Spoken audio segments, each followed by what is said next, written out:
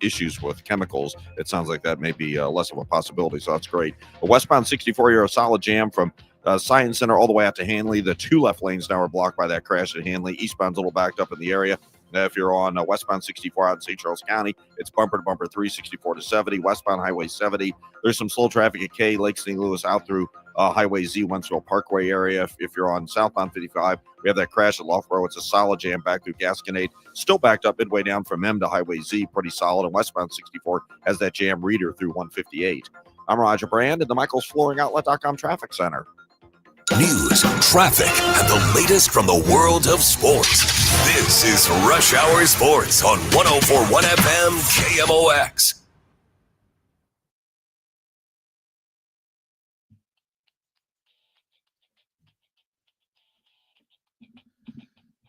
All right, it's Friday on Rush Hour Sports here on KMOX. That means it is the trio. Bernie Miklasz, Matt Pauley, Kevin Wheeler with you here on a Friday. Going to be a busy. We were just talking about it off the air, Bern. You weren't in on it, but we'll let you in on it. What another great weekend we've got. Starting tonight with playoff baseball. Tomorrow, great college football and more playoff baseball. So 2 elimination games, full day of football on Sunday. Chiefs and Lions Sunday night. This is going to be a great couple days.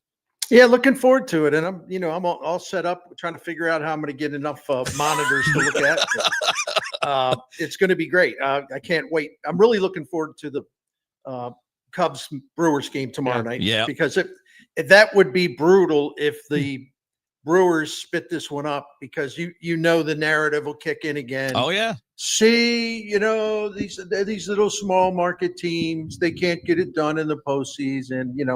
I didn't think the Phillies got it done in the postseason. I must have missed that. So, neither did the Yankees. But I mean, I know, right? To that narrative, it's been a pretty long time since the Brewers have won a playoff series. Oh yeah, yeah. Oh yeah. If you go have the Seattle too, and they have that on the line tonight. If you have the season that the Brewers just had, where you have guaranteed yourself home field and you have 97 wins, losing in the divisional round isn't a great look, especially when you were up 2-0 in the series. And I mean, absolutely. I just love the Craig Counsell part of this is awesome. The fact that the two cities are separated by an hour and a half. Yeah. Really, when you get to the furthest south part of like the Milwaukee land area and the northest part of Chicago, we're talking like 15, 20 minutes. That's where I lived, man. Yeah. I lived right on that border. Yeah. So it is, man, this is fun. I'm like, with all due, like tomorrow's a great day. You can watch Missouri, Illinois at 11. They're both kicking off at 11. Blues get started at 3. And then this Brewers Cubs game at 7 o'clock. That is my sports schedule for tomorrow. Yeah, it's going to be fantastic. And, look,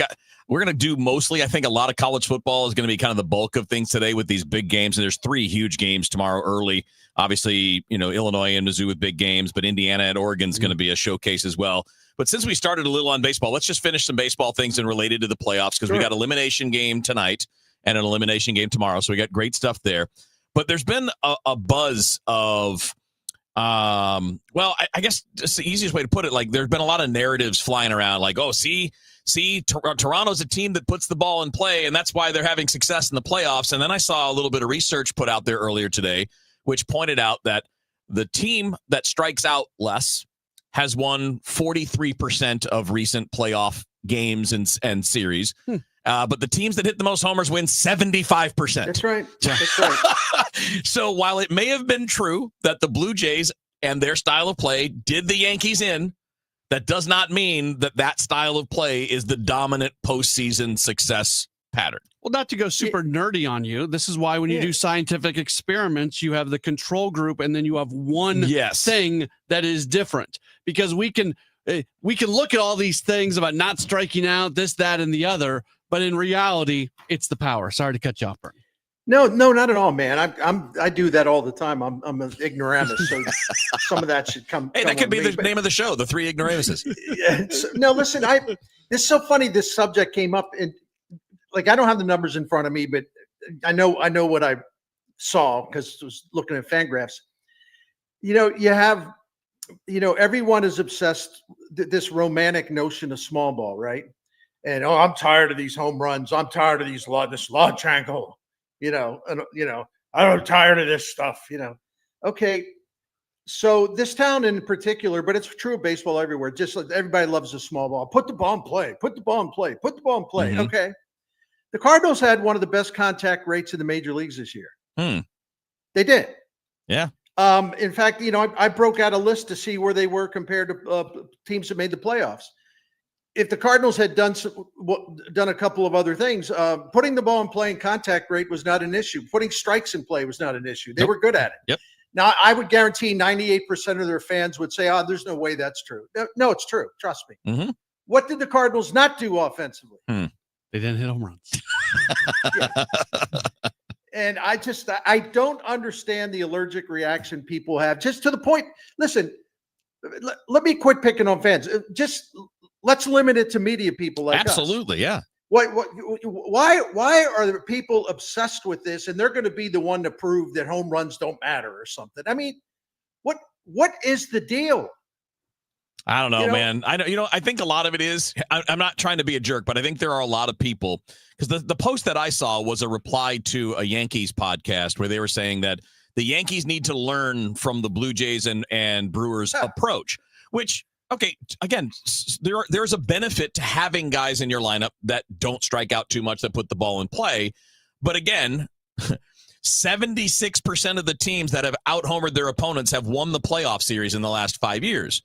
That's pretty clear, and it's a pretty big advantage. And I don't know what the argument is against that. And I mean, like, the Yankees flamed out in part because they didn't have Garrett Cole.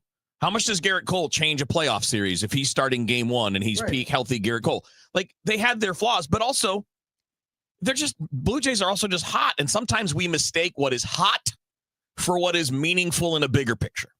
Right. And by the way, the Blue Jays hit a buttload of home runs in the series. Don't forget that. And it's not that the other stuff doesn't matter. It's that it doesn't matter as much. Like, some people are going to hear us and say, oh, well, you're saying that being able to make contact doesn't matter. No, it matters. It helps. Like, there is value in that. But if you got a $5 bill and a $1 bill, you're going to be able to buy stuff with the $5 bill that you can't buy with the $1 bill. That doesn't mean they both don't get you something. Good point. So it still matters a little bit. I just found this, so the Cardinals this year, they were in the top half for lowest strikeout rate. They were like the 11th lowest, 11th lowest out of 30 teams. So even though Walker and Gorman strike out a lot, as a team in its whole, they don't strike out a lot relative to the league average. They don't. They're an above average team at avoiding strikeouts. Okay, I just looked at the stuff I looked at earlier today. The Cardinals this season had the sixth highest contact rate in the major league, sixth highest, and their contact rate, gosh, I can't talk today. It's been a long day. The Cardinals' contact rate on strikes, third best in the majors. So all the people that I want small ball, I don't like the launch angles, I want to see the ball in play. The Cardinals did that better than most teams in the major leagues this year. Mm-hmm. Yeah. You can't play Willie Keeler baseball in this age. Everybody gets to this romantic notion of these guys running around, Ty Cobb running around, no, you have to be able to hit home runs. And the other thing that drives me nuts about this, see, Wheeler, you got me going. I did it on purpose. It doesn't have to be one or the other. No, it should be both. So what? So why are people like this? Is almost like damn politics. Like you don't have to pay, you don't have to declare what your party is. What you want is you want to have a team that can hit for some power, but it's not all or nothing. A team that can hit for average, draw more walks. How about some walks? They're nice. Yeah, and have better, real good situational hitting. That's what the good offenses do. But this idea that I'm on team home run, or no, I'm on team on base percentage. No, I'm on team singles. But it's lunacy. I've got a text to read that you guys are just going to love. I love it. You guys flip-flop so much. Back when we had Brandon Moss, you said you can't win by just hitting home runs. So, I wasn't in the market when Moss was around. I never said that. And I don't think either of you guys said that. No. So I'm not quite sure who the texter thinks that they're texting, But no flip-floppage. Now, I do I ever change my opinions on things? Sure. I get new information, and I Sure. think that's a good thing. People who don't change their opinions, I don't think are doing this job the right way. But no, I think our texter got this one wrong a little bit about us. Yeah, I think the problem I had with Brandon Moss, and I'm trying to find this right now, and I will, is when in 2015 he got off to a really good start. See, you can't get anything by me, man. Don't hang a slider. Do not hang a slider when I'm around. Okay, just some advice, because especially since I can get online and check it out in like 30 seconds. So anyway, in 2015 he got off to a really good start, and the problem I had with him was it might have been 2016, and I apologize. Mm-hmm. He basically didn't hit at all in the final month of the season. That's and correct. Mike Matheny kept playing him every day. Correct. Every day. And I kept saying, well, he's not hitting home runs. He's not getting hits. He's not drawing walks. You can't win with the guy taking key at bats when nothing is happening with his offense. So I have no idea what the hell this guy's talking about. Yeah, it was, if you broke it down, it was the end of the year, right? It was September. He was 9 for 91 in September. I just saw it. Yeah. 099. Yeah. 099. That doesn't play. And he struck out 33% of the time. Yeah. Definitely some nuance there. What baseball observer with a brain would somehow find that passable? Or if you say he's not hitting, they got to get him out of here. You can't win like this. What part of that is false? Nothing. It's all nails. Nothing at all. Yeah. All right, Mizzou, Alabama. Don't mess talk. with me. Get that stuff out of here. Bernie just hit that hanging slider. I'm just kidding. Mizzou, Bama coming up next here on KMOX. DraftKings Sportsbook, America's top-rated sportsbook app, is coming soon to the Show Me State. New Missouri customers can download the DraftKings Sportsbook app today. And when we go live, place just a $5 bet to unlock $300 in bonus bets. Starting November 17th, you can create your DraftKings Sportsbook account in Missouri and get ready for launch day on December 1st. DraftKings Sportsbook brings you everything you need to elevate your game day, including live in-game betting, lightning-fast payouts, and endless ways to get in on the action, all right from your phone. Download the DraftKings Sportsbook app now and grab $300 in bonus bets with just a $5 bet when we go live December 1st. In partnership with DraftKings Sportsbook, the crown is yours. Gambling problem? Call 1-800-GAMBLER. 21 and over. Physically present in Missouri. Eligibility restrictions apply. Bonus bets expire 7 days after issuance. Excludes customers who redeem pre-launch sign-up offer. Terms at sportsbook.draftkings.com/promos. You hear that? That's the sound of your business losing money. Legacy phone systems weren't built for today's teams. Quo, formerly OpenPhone, gives your business a smarter way to stay connected. Quo lets you manage calls, texts, voicemail, and contacts all in one place so that you can deliver a seamless customer experience from ring to... Need to take calls on the go? Quo automatically transcribes, summarizes, and highlights next steps from every call, so you never miss a detail. Need insight into what closes a sale? With Quo's AI call tags, you can instantly spot key topics like objections or pricing questions and use those insights to level up every customer interaction. And yes, you can bring your existing number with you for free. Keep your team in sync and your customers happy with Quo. Quo. No missed calls, no missed customers. Try Quo for free at quo.com/try and get 20% off your first 6 months. That's quo.com/try. QUO.com/try. Do you like the word thorough? It's a good word, thorough. It means complete, accurate, detailed. Well, when you go to Ophthalmology Associates, you will get a thorough eye examination. The technology's incredible. It's all up to date, the very latest. And Doctors Bertie, Malhotra, Brusati, and Royer and their staff will make your visit very personal. That's because they believe every patient is unique. Ophthalmology Associates takes all the research and technology and their personal knowledge and expertise and tailor it into an eye care plan that is as unique as you are. Services include everything from expert treatment of cataracts and retinas to comprehensive eye exams for you and the kids, and a full-service optical shop with a ton of frames to choose from. Ophthalmology Associates, 3 St. Louis area locations. Visit youridoc.com or call 314-966-5000. Traffic from the MichaelsFlooringOutlet.com Traffic Center. Well, we got jams due to a few crashes out there. They're still working this crash. Westbound 64 west of Hanley, the left lane still shut down. Westbound 64 is a solid jam at the Science Center. Eastbound Gawkers are backed up at McKnight. South 170 is slow at Ladue. We have an incident northbound 270 at 64. Looks like a crash there. North 270 is jammed at Manchester. We have crashes on southbound 55. The right lane was closed. It looks like it may be reopened now. Southbound 55 at Loughborough. Traffic's a solid jam back to Gasconade. And then we had a crash at Highway Z. Southbound 55 is jammed midway from M down to Z because of that one. 30 at Highway B, we have an injury crash. Westbound 64, we have that roadwork jam from Reeder Road through 158. Westbound 64 on the Missouri side, heavy from 364 to 70. 70's got slow stuff. TR Hughes Decay, Lake St. Louis out past 61, eastbound 70, midway from Wright City to Forestell slow. I'm Roger Brand at the MichaelsFlooringOutlet.com Traffic Center.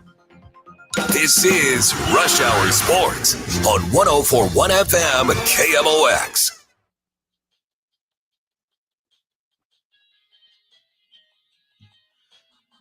All right, Rush Hour Sports on a Friday. Bernie Miklasz, Matt Pauley, Kevin Wheeler hanging out with you here, shifting to college football. And we're going to start with Mizzou, Alabama here. We'll get to Illinois, Ohio State, and probably Indiana, Oregon as well as we go through the rest of the time. And then whatever we have time for at the end is what we'll get to. We are not going to be overreacting to the opening loss by the Blues. It's game one. It's going to be okay. Everybody can just calm down. I was just glancing at something online, and I'm not taking a shot at the writer, but it kind of reflects how we all overreact to stuff. And it's just like, here's how the Blues can recover quickly from the disastrous start. Just play another game. They've played 60 minutes of hockey. Yeah, right? It'll be fine. And they play when up and Montgomery made the point that it looked good even being down 2-0. It wasn't until that third goal where it kind of I was watching. I thought they were up until 3-0. I thought they were going to come back at 2-0. I thought they had 2 goals left in them. Yeah, it's okay. Everything will be just fine.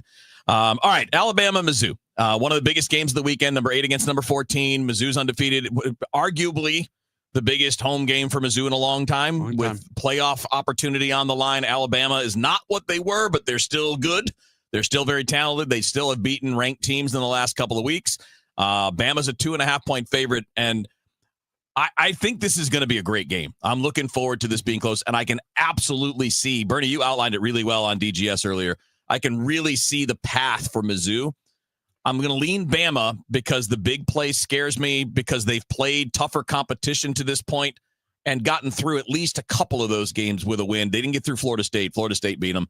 But I think Ty Simpson has just been a little more tested than Prebula, and that's kind of where I'm going with that one in a really close game. Yeah, and well, we were talking about DGS, and just to point out something, I push back on some of the stuff about Prebula being, the lesser light or whatever. He is one of the most accurate passers in college football. In fact, his on-target rate on his throws is the best in college football. The thing of it is, the Mizzou offense, in terms of passing, though, they don't. This is the difference between them and Simpson and Alabama. The Mizzou passing game is very efficient, but it's all short stuff. It's get rid of it quick, let people run, make a play. Alabama's got a legitimate downfield passing attack. They will attack you 20 plus yards downfield or more. But Mizzou can offset that because Mizzou's got a top, their pressure rate, according to Sports Info Solutions, their pass pressure rate is the best in the country. And Alabama's pass blocking is not all that hot. So Mizzou even has, I don't trust the Mizzou secondary at all, okay? But Mizzou's pass rushers, those edge rushers are so good, they're going to be in Simpson's face a lot. And the other thing that's interesting about that, you'd be surprised where he ranks among power conference quarterbacks when he is pressured. Yeah, not good. I mean, his grade is like down in the 30s among 60. And Prebula handles pass rush pressure really well. So there's so much about this game that fascinates me, but a lot of the categories, Mizzou's got the check mark. Yeah. But I'm like you, Wheels. I also recognize a few things. Mm-hmm. They got to slay a giant, and they haven't done that. That's a good point. They got to slay a giant, right? Yeah. I read a column. I forget who wrote it. It was a national column where it was basically the point was with Missouri, there's always a yeah, but. And this is the chance to get rid of the yeah, but. Good point. Yeah, because if they win this one, I don't think there's no question about the legitimacy of. And there's nothing. They're good. They're a really high-end program. And we all see that. And to me, it's not a prove it game, but I would agree from the national view, it's that. Yeah, it's finally the chance to say, hey, Mizzou's got 10 wins and this, to get that to go away. Right. I kind of feel that was Matt Hayes, by the way. That's one of my favorites. Yeah, I love Matt. He's great. Yeah. I kind of feel like this is going to play out a little bit like the Kansas game where Alabama's going to jump out, get out to an early lead. Missouri's going to come back, and then it's going to come down the stretch, and we're going to see who's got the plays to make in the fourth quarter. Well, the thing about Mizzou is they've got a clear path to any victory over anyone, as long as they continue to kick ass in the running game. Mm-hmm. And they have a truly formidable running game. And the Alabama defense, according to Pro Football Focus, they rank 116th nationally by giving up an average of 5.3 yards per run. They're 109th Alabama in preventing explosive runs. And also the front seven of the Alabama defense is banged up. They're going to have a couple guys out, a couple other ones playing hurt. Mm-hmm. You get this Mizzou offensive line, which is a terrific run blocking line. It's like number 7 in the country. And you put that in front of Hardy and you put that in front of Roberts.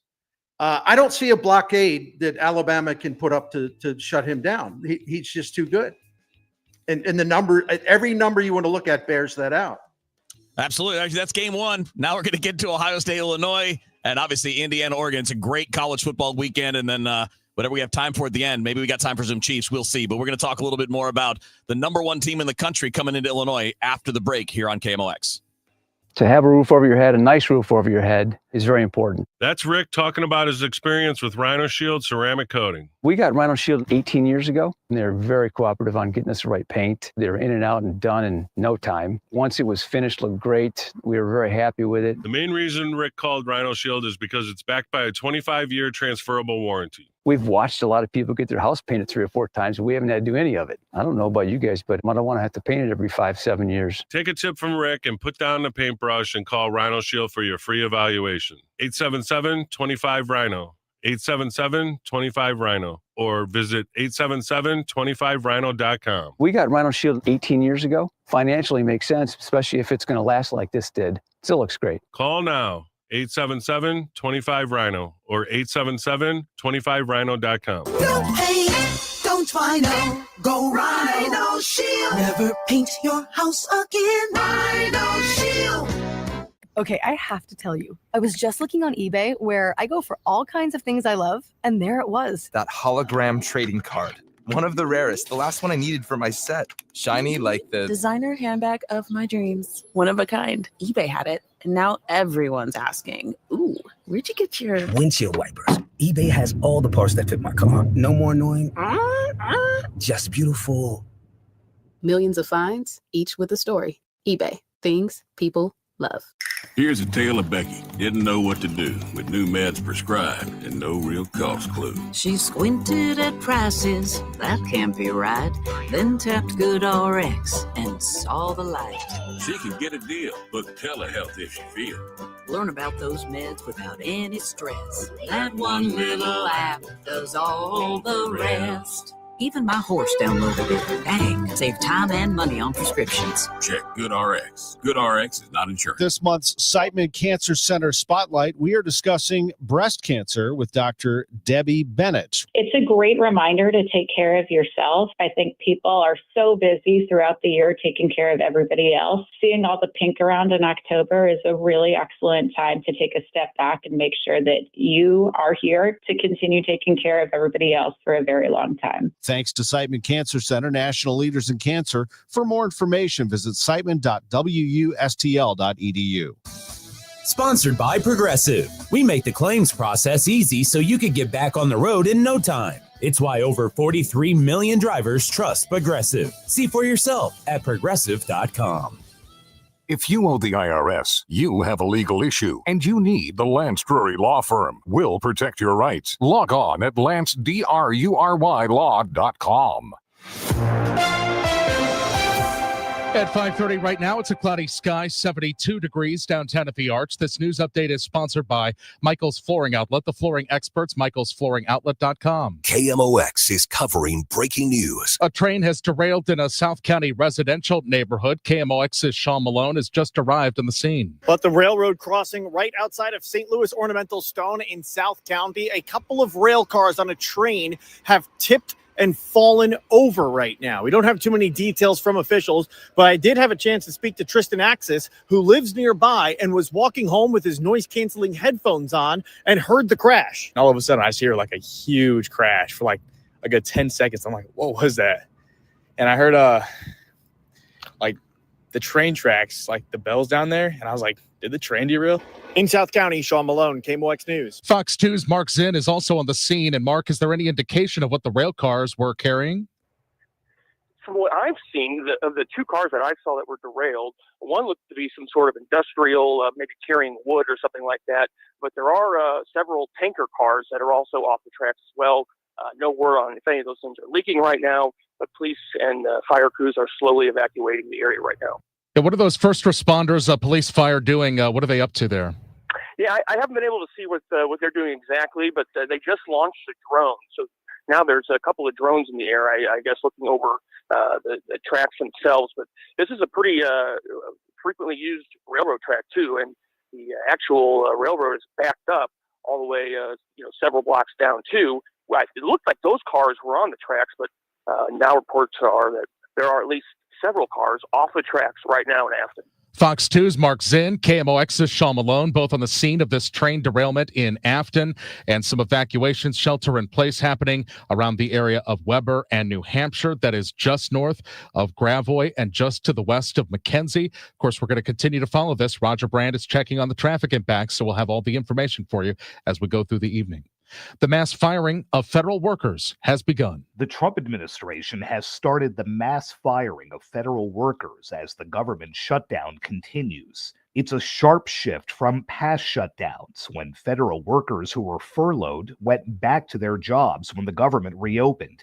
But the administration's been threatening permanent layoffs to pressure Democrats into ending the shutdown. The president takes no pleasure in this. But just 4 days after House Speaker Mike Johnson spoke, the president said this week Democrats essentially gave him a gift with the shutdown, allowing him to remake the federal workforce through job and program cuts. If this keeps going on, it'll be substantial, and a lot of those jobs will never come back. Top Senate Democrat Chuck Schumer says the president and budget chief Russ Vought don't have to do this. They want to.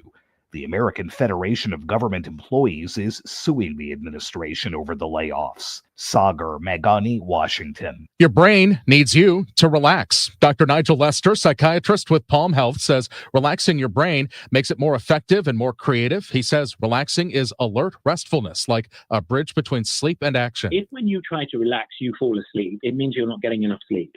If when you try to relax, you're on your phone checking emails or scrolling the news, it means that you have lost the ability to relax. But Lester says in times of crisis, relaxation is a necessity for the brain to function optimally.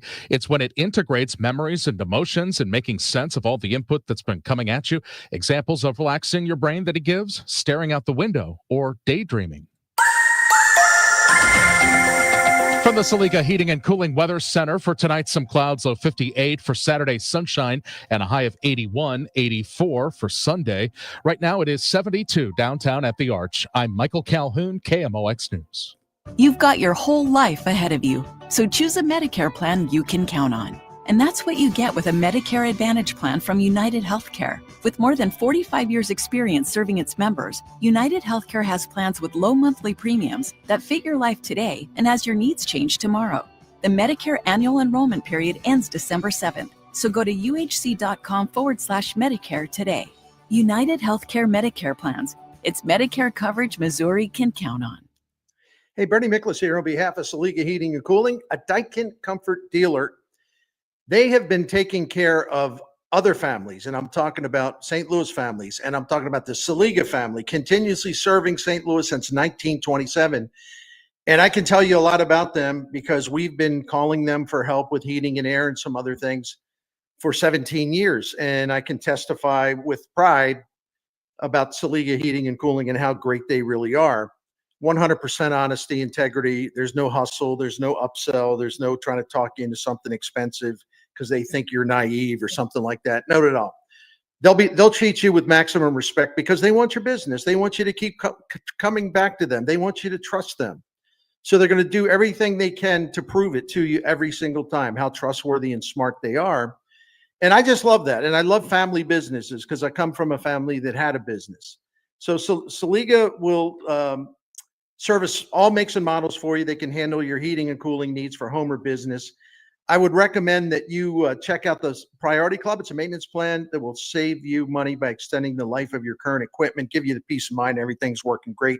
You'll also receive priority scheduling and some other perks with that. Family owned and operated for nearly 100 years, Saliga offers free estimates and financing options and still has the best and most trustworthy customer service in St. Louis. To find out more, go to SaligaHeatingandCooling.com. Thank you. My house has a new glow. I love my windows. Universal Windows Direct. Hey guys, it's Glover. Right now, buy 2 windows and get 2 free, no interest for 3 whole years. Restrictions apply. Call 314-334-2522. Like me, you'll be saying, I love my windows. I love my windows. They've got that brand new home effect. Universal Windows Direct. Retiring soon? Get the information you need by joining Kyle Jones and Matt Allgeier of Fira Capital Management for your retirement highway, Sunday mornings at 9:30. Investment advisory services made available through Pine Ridge Advisors, LLC, a registered investment advisor. Securities made available through AE Financial Services, LLC, member FINRA and SIPC. We all hear the radio ads about the IRS. They tell you to be afraid, to be scared, and they try to frighten you into calling. I'm not here to do that. Tax Relief Advocates is different. TRA is here to tell you that if you owe money to the IRS, whether it's $5,000, $50,000, or $500,000, we have a solution. It doesn't matter if you're sitting in your car, at work, or with your kids. No matter where you are, call now. 800-575-9834. Don't lose hope. TRA can eliminate or reduce what you owe to the IRS. Generous programs are now available that can give you a fresh start. Our passion is taxes and helping individuals fix their IRS problems. We have over 1,000 5-star reviews on Google and an A+ with the Better Business Bureau. You don't need to be afraid of the IRS any longer. End your tax nightmare today by visiting us online at TRA.com or call 800-575-9834. That's 800-575-9834. Tax Relief Advocates. Real solutions for real people. Rush Hour Sports continues on 104.1 FM, KMOX.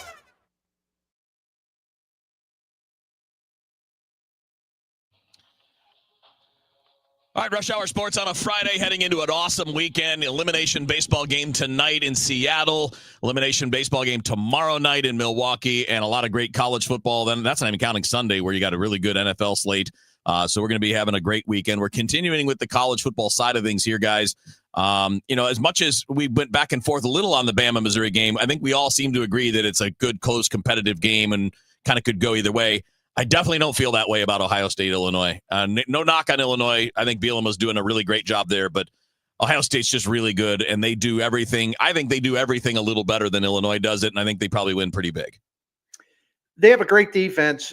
They don't have nearly as many holes as the Illinois defense. And the other thing I was talking about on Dave Glover, because it's an analysis I read at Pro Football Focus, which is Illinois has a great strength defensively. They're one of the best blitzing teams, most effective blitzing teams in college football.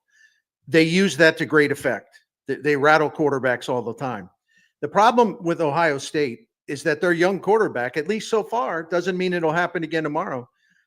Julian's saying he has been superb against the blitz this year. He's just carved it up. So I don't see much of a pathway unless Ohio State gets real sloppy with the football, leaves it on the field.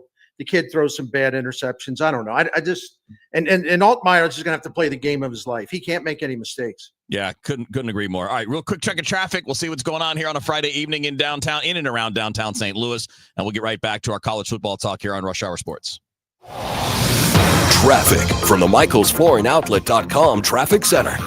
Well, around that train derailment in Afton, we do have some backed up traffic. The worst of it is northbound Tesson Ferry approaching Gravois, and eastbound Gravois from Tesson Ferry, Rock Hill, in through McKenzie is just pretty much at a standstill right now. And again, the command post was set up around Weber in New Hampshire, so there may be some restrictions there, but that's the biggest jam is eastbound Gravois through the area right now. If you're on eastbound 64, you're backed up from 170 to Big Bend. South 170 is on the brakes between Ladue and the Parkway down to 64. They cleared that crash north 270 at 64, but it's still slow from Manchester up to that point. Westbound 70, heavy stuff, Cave Springs to 370. Some backed up traffic west of Lake St. Louis out through Wentzville Parkway. Westbound 64, Lake St. Louis Boulevard out to 70 is a solid jam. Southbound 55, a little backup at Bates. Northbound approaching Loughborough is a little bumper to bumper, and we still have this jam midway down from M through Highway Z. That's because of a crash there. Northbound 55 delays into 67, and a little bit of a backup still westbound 64 passing 158 due to road work.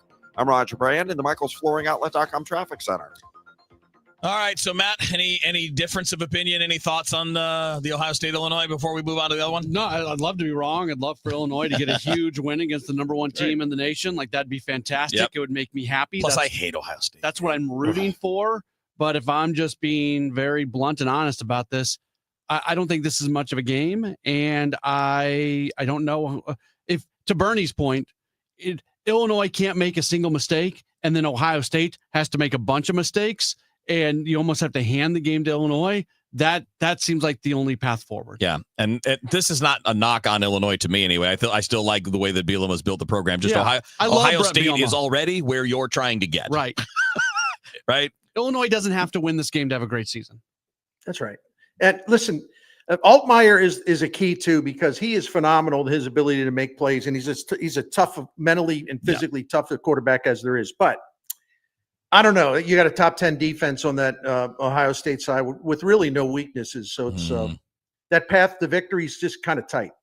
All right. How about what might end up being the game of the week with Indiana and Oregon? So these are two top 10 teams. Indiana, of course, they're kind of their showcase win this year was their big blowout win against Illinois.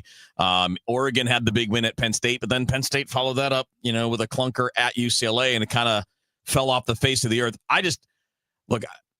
I really love what Tom Ackerman's Hoosiers have done. I really do. And I want this to be competitive. I think it should be, but Autzen Stadium's no joke. Oregon's no joke. Dante Moore is no joke. I don't have a really good case for an Indiana win. I'm just going to try to make the case that I hope it's going to be fun in the fourth quarter when we get to tomorrow evening. That's how I feel too. It's another road test for Indiana against a super team, a contender. And we know that last year they fell short because when they, were not playing at home against Notre Dame and Ohio State last year, they were road games, and they just didn't look good. They got slapped around pretty good. And so I'm trying to figure out what would be different this time. I think Fernando Mendoza, their quarterback, is fantastic. Mm-hmm. And he will continue to pump life into that stadium on his side. And keep them in the game. But I just see Oregon kind of wearing them down late. And I don't think Indiana's going to get blown out. I think they can hang around and play, but ultimately that's a tough place to come out with a home field, with a visiting team, winning on that home field of Oregon's. Yeah. We referred to the Missouri game as the yeah, but game. Well, this for Indiana, it's the same thing. This is Now I think it's a little bit different because Indiana's on the road. They're not expected to win. I mean, Oregon's a touchdown favorite in this game. The Mizzou-Alabama game is expected to be much closer. But if you're Indiana, and if you want to go about your scheduling philosophy, which is fine. Again, I'm a K-State guy. I watched Bill Snyder do this for years and years and years. So this is not a criticism of Indiana's scheduling, but it does present, it gives you no wiggle room. I guess a little bit more wiggle room now that we have the expanded playoff. But if you don't want to play anybody in your non-conference, well, then when you get the opportunities to play really good teams in conference play, go show something. Yeah, I am going to rip that approach, by the way. Okay. It's not okay. If you want to call yourself a legit contender, it's not okay. If you just want to be, a better record and be in a better bowl game and all that, but then don't compare yourself to other people. I don't know. Maybe I'm an ass about that, but I want the big boys. If you want to be a big boy, play other big boys. Don't play Old Dominion, Kennesaw State, and Indiana State back to back to back with nothing better in there. Yeah, you got to the blood donor games are standard part of college football, but there are other ways to play a tougher schedule and still have your blood donor games. Yes. You can have 2 of them instead of 3 of them. Yes. And, and some of this applies to Mizzou as well. That Mizzou's been really outstanding at home, not as good on the road. And, that's going to be a factor going forward, because after tomorrow, what is it? Is it 6? What is it? 5 of their last 7 games, or 4 of their last 6 games will be on the road, and some tough spots as well. So, yeah, I want to be clear in what I'm saying too. This is not a knock on the level of the programs. It's just that if you want to be called one of the big boys, you need to act like the big boys.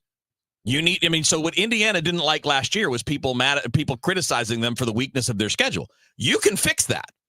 Yeah, you can. Right. You can fix that and then go win your games. I'm not saying go play Alabama in your opener, but you could play someone from a Power 4 conference. And that's what, the SEC with their rules, where you have to schedule another power conference opponent. We're going to see more of that moving forward. Yeah. And in this format, when you've got this many spots to get in, that's not going to necessarily, it's not going to be what knocks you out.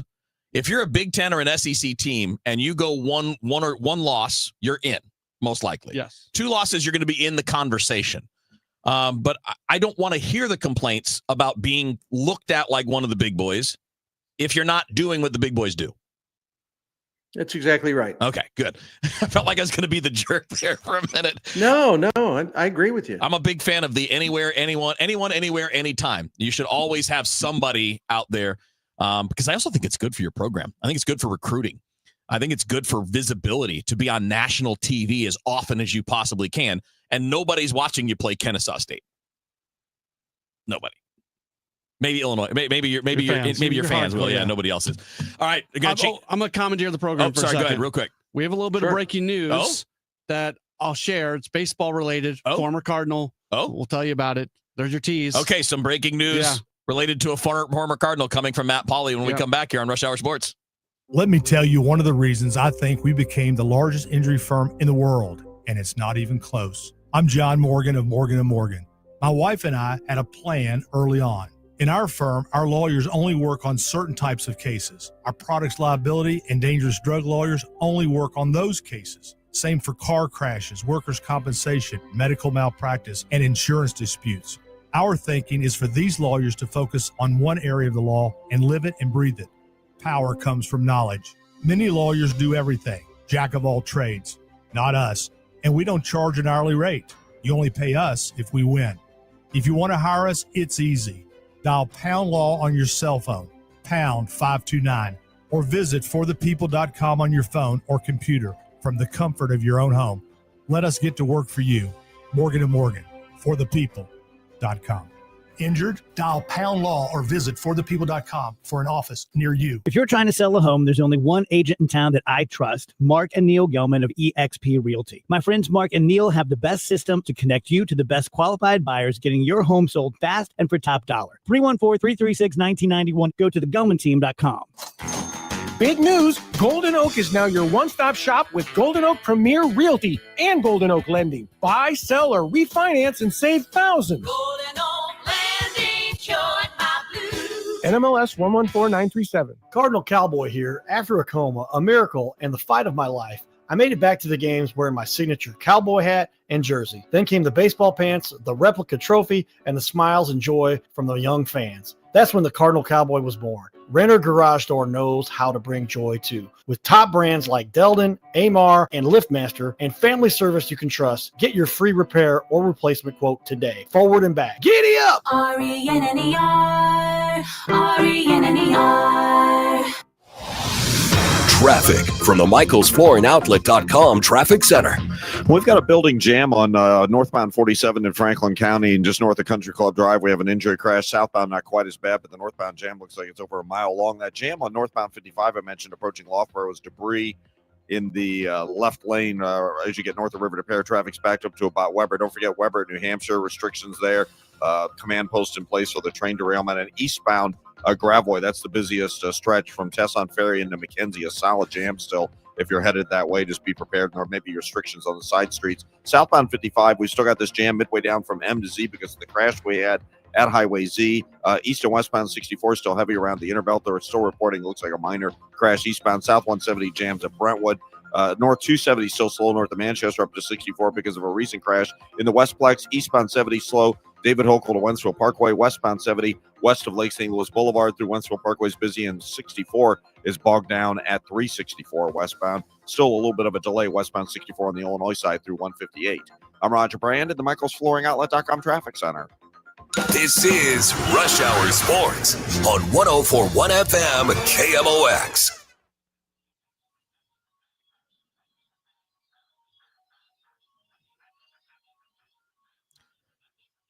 All right, Rush Hour Sports on a Friday. You got Matt Pauley, you got Bernie Miklasz, you got Kevin Wheeler, and Matt Pauley teased us with breaking news in the world of baseball. Let's get it, man. What do you got? Yeah, this is courtesy of Sam Blum and Katie Wu from The Athletic.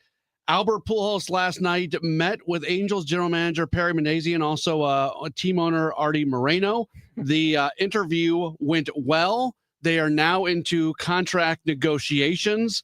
Nothing imminent at this point, but evidently the Angels would like to announce it before the World Series gets started. If Pujols has a last second, I don't want to do this, former Angels outfitter Torrey Hunter would be the fallback person at this point. One of the things they need to work through is how this impacts the personal services contract, because I think Pujols probably still wants to make his money off of that, not just that all of a sudden become part of it. So they got to figure out all that. Also, coaching staff discussions have over. This is how you know it's real, because they're already talking about coaching staffs. And Pujols wants to have a longtime Dodgers starter Ramon Martinez as his pitching coach. So again, this is all according to The Athletic. Sam Blum, Katie Wu doing a great job on the reporting. But to me, this seems like barring the Angels just getting in their way somehow and not doing what they need to do, Albert Pujols is going to be the manager of the Angels. No surprise. I want what's ever best for Albert Pujols and whatever he wants. What I have to say doesn't matter, but I will say this: that is a hopeless situation. Mm-hmm. It is the dregs of the earth when it comes to Major League Baseball. You have an owner who is just kind of Fruit Loops and just keeps spending money on things they don't even need. Yeah, old players. They've lost their way. They haven't been relevant, even with Mike Trout, even when they had Pujols and Ohtani.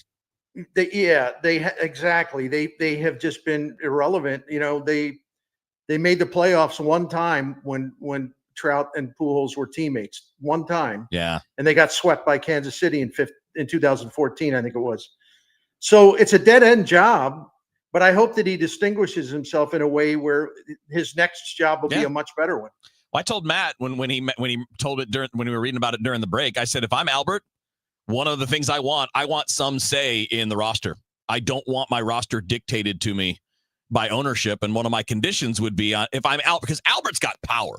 Albert is going to have offers coming out his ears as this moves forward. Yeah. I would want to make sure that I have at least an equal voice in the roster decisions in our direction as anyone else in the organization. That's really important. Yep. To Bernie's point, you can do that going to a bad. Look at Skip Schumacher. He went to the Marlins. Yeah. He didn't win that much there. He won a little bit, but he had a good win. first year, then bad second year. Yeah. But he did enough there that every other person in baseball recognized that, okay, this dude's a pretty good manager. Yeah. And now he's walking into a situation in Texas. We'll see what happens there. I think that might be a situation where after labor gets figured out, the Rangers start to kind of come back around. They may start. They're going to cut back this year, it sounds like. Yeah. But he's going to be in a very good spot at a place that's known to win. So you can do that. So even if this isn't a long-term deal with Albert and Anaheim, correct, I think he's going to be respected if he does a good job. Yeah. And I think we've all talked about it. He's got the characteristics to do the job. The players are going to respect him. He knows how to be in a clubhouse because he's been in one his entire life. And he's pretty good at the TV stuff now. Like, he was good at it as a player, but he got better at it by doing the TV analyst work and all that. So I think he fits. Young players revere him. Yeah. Like the work he did with his Winter League team in the Dominican Republic was just masterful. A lot of it was just leadership. Mm-hmm. And then, to then win the Caribbean World Series, that team did not have the most talent in the league, yet he that's a tough place to manage anyway, because it's so chaotic. He overcame not having the best talent in the league, not even close. He overcame that. And, took him all the way to the championship. So, I mean, he's a very special man and a very special leader. And it'll be interesting to see. But, I'll say this real quick. This job, maybe, who knows? This job could be good training for his second job, which may be the St. Louis Cardinals. Who knows, right? We're going to keep an eye on that for sure. I know that all of us are going to have our attention on that. All right, we're getting ready to wrap it up. Matt, you got 20 seconds. What's up on Sports Open Line? Yeah, we'll continue to talk college football, Missouri, Illinois. We'll get in. Obviously, the school host thing just breaking. We'll touch a lot more on this as well. All right, boys, have great weekends. I know that I will be firmly planted on the couch for most of it. You guys enjoy that as well, and we'll reconvene on Monday and see how it all went. Bernie Miklasz, Matt Pauley, Kevin Wheeler with you, wrapping up Rush Hour Sports. Sports Open Line coming up right after the news here on KMOX. Save big money on your roofing project at Menards with Owens Corning Shingles. Your roof is the first line.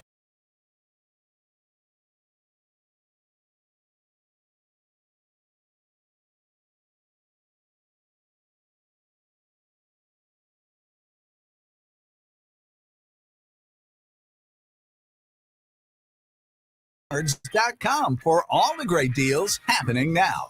Save big money at Menards. An important message from S&L Coins. S&L Coins pays top dollar for your gold and silver coins, old currency, gold-filled jewelry, scrap gold and silver, silver plating, gold and silver bullion. Get a quote with a call to S&L at 544-3600. S&L Coins, 544-3600. Or visit S&L Coins at 9300 Gravois, just east of McKenzie. Open 9 to 5 Monday through Friday, 9 to 4 Saturday. Before you sell, call S&L 544-3600. You're listening to Leaf Filter Radio, and the guru of gutter protection himself, Chris Coonahan, is here to take your most pressing leaf-related questions. Hey, everybody, Chris here. I understand we have Ron on the line. Ron, where are you calling from?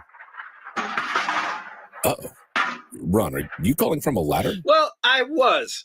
I wanted to ask Chris what I need to do to get my gutters ready to have leaf filter installed. Oh, Ron, you don't have to do anything. A Leaf Filter Trusted Pro will come out and clean out your gutters, realign and seal your gutters, and install a Leaf Filter, America's #1 gutter protection system. So I didn't need to get on this ladder? Ron, Leaf Filter Trusted Pros are in your neighborhood and ready to help. Just visit leaffilter.com/deal to schedule your free gutter inspection and get up to 30% off.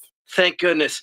What was that site? To get this special radio offer, go to leaffilter.com/deal for your free gutter inspection today and get up to 30% off. That's leaffilter.com/deal for up to 30% off. leaffilter.com/deal. See representative for warranty details. We started Neovitin because we wanted to create a multivitamin for ourselves. That's why we focus on quality ingredients and formulas with our multivitamins. Neovitin 50 plus multivitamins are formulated with over 20 vitamins and minerals, along with our 4-ingredient physician-formulated proprietary blend for the highest quality daily nutritional support. Give Neovitin 50 plus multivitamins a try for yourself. Find them at your local Schnucks, Dierbergs, and online at neovitin.com. KMOX proudly supports the Musial Awards, returning to Stiefel Theater Saturday, November 22nd. You can be in the audience for this nationally televised event, hosted right here in St. Louis. Named for Stan the Man, the show celebrates the year's greatest moments of sportsmanship and those who embody class and character. Experience the extraordinary moments and people that make the Musial Awards an event like no other. For more information, KMOX.com/events. Traffic from the michaelsflooringoutlet.com traffic center.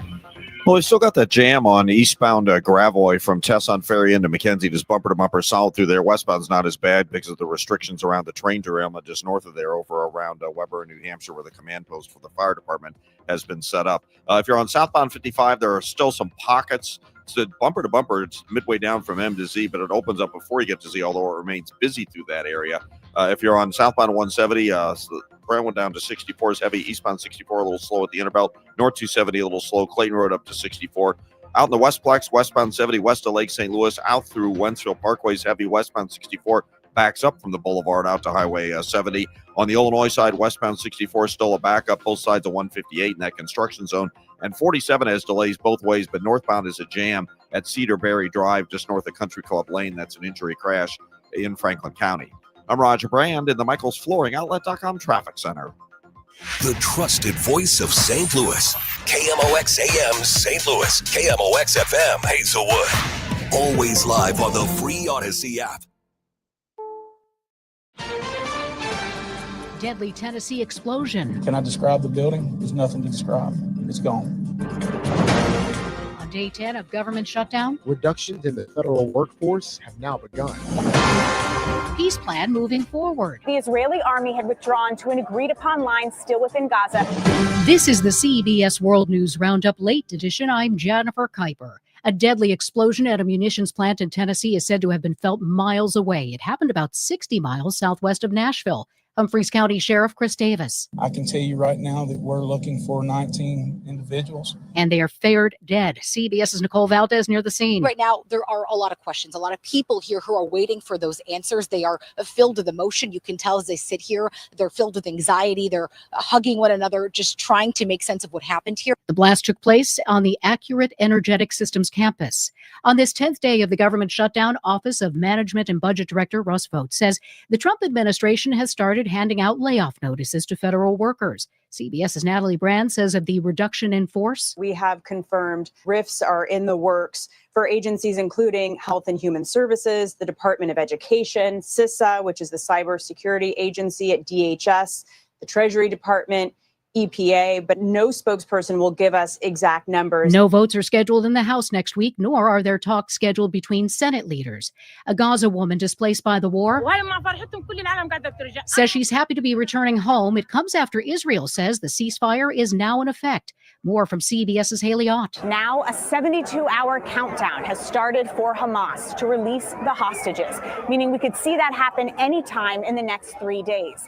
The Red Cross, which has facilitated previous hostage releases, says it has begun its preparations. Two former secretaries of state give their take on the Israel-Hamas peace deal. In an exclusive interview with CBS News, former Secretary of State Condoleezza Rice commended the Trump administration for the way it put together the peace plan. There are a number now of important parties who have a stake in this, including the Palestinian people. They recognize that a lot of their suffering is because of Hamas. Former Secretary of State Hillary Clinton said that's why the next steps in the 20-point peace plan are so crucial. We have to build a new transitional authority for the Palestinians. Adding the Israeli government also has to make some hard decisions. Linda Kenyon, CBS News, Washington. President Trump announces an additional 100% tariff on China imports to start November 1st. Stocks tumbled on Wall Street, with the Dow and Nasdaq falling over 800 points and the S&P 500 closing down almost 3%. Now this. Brought to you by Progressive Insurance. Not only does Progressive let you bundle your insurance, they also give you round-the-clock protection. Quote today at Progressive.com. At 6:03, it's a cloudy sky. Right now, 71 degrees downtown at the Arch. A train has derailed in Afton. Kate Moore with the Afton Fire District tells KMOX there are about 10 cars in total that broke off the track, but 2 in particular are a concern right now. The biggest concern is that there was 2 cars that actually rolled, pressurized tanks that rolled into and off the tracks into the backyards of a couple houses. She says the belief right now is that those tankers are empty, but they are checking to make sure there are no residual chemicals in there. They have evacuated the homes that the tankers rolled onto, but not the surrounding neighborhood, not even the homes across the street. In Afton, Sean Malone, KMOX News. Monty Henderson, the man who ran a red light and crashed into 2 women, killing them, has been sentenced to 21 years in prison. Henderson expressed remorse while addressing the family. My mom and sisters mean the world to me. They mean everything to me. So it kills me, especially every day when I think about how I caused the death of a mother and a daughter. The prosecution asked for 25 years. The defense asked for 8. The prosecution said Henderson had a rifle with an extended drum magazine on the driver's side floorboard and admitted to taking shots of alcohol before the crash. Everything that you did, why me? Seemed like you needed it. That's William H. Macy playing Jack Buck in the movie Soul on Fire, which opens today nationwide. It's the story of how Buck's friendship with the young John O'Leary helped John recover from a devastating fire and go on to a career as a motivational speaker and author. It was filmed in St. Louis. Let's get you to Roger Brand at the traffic center.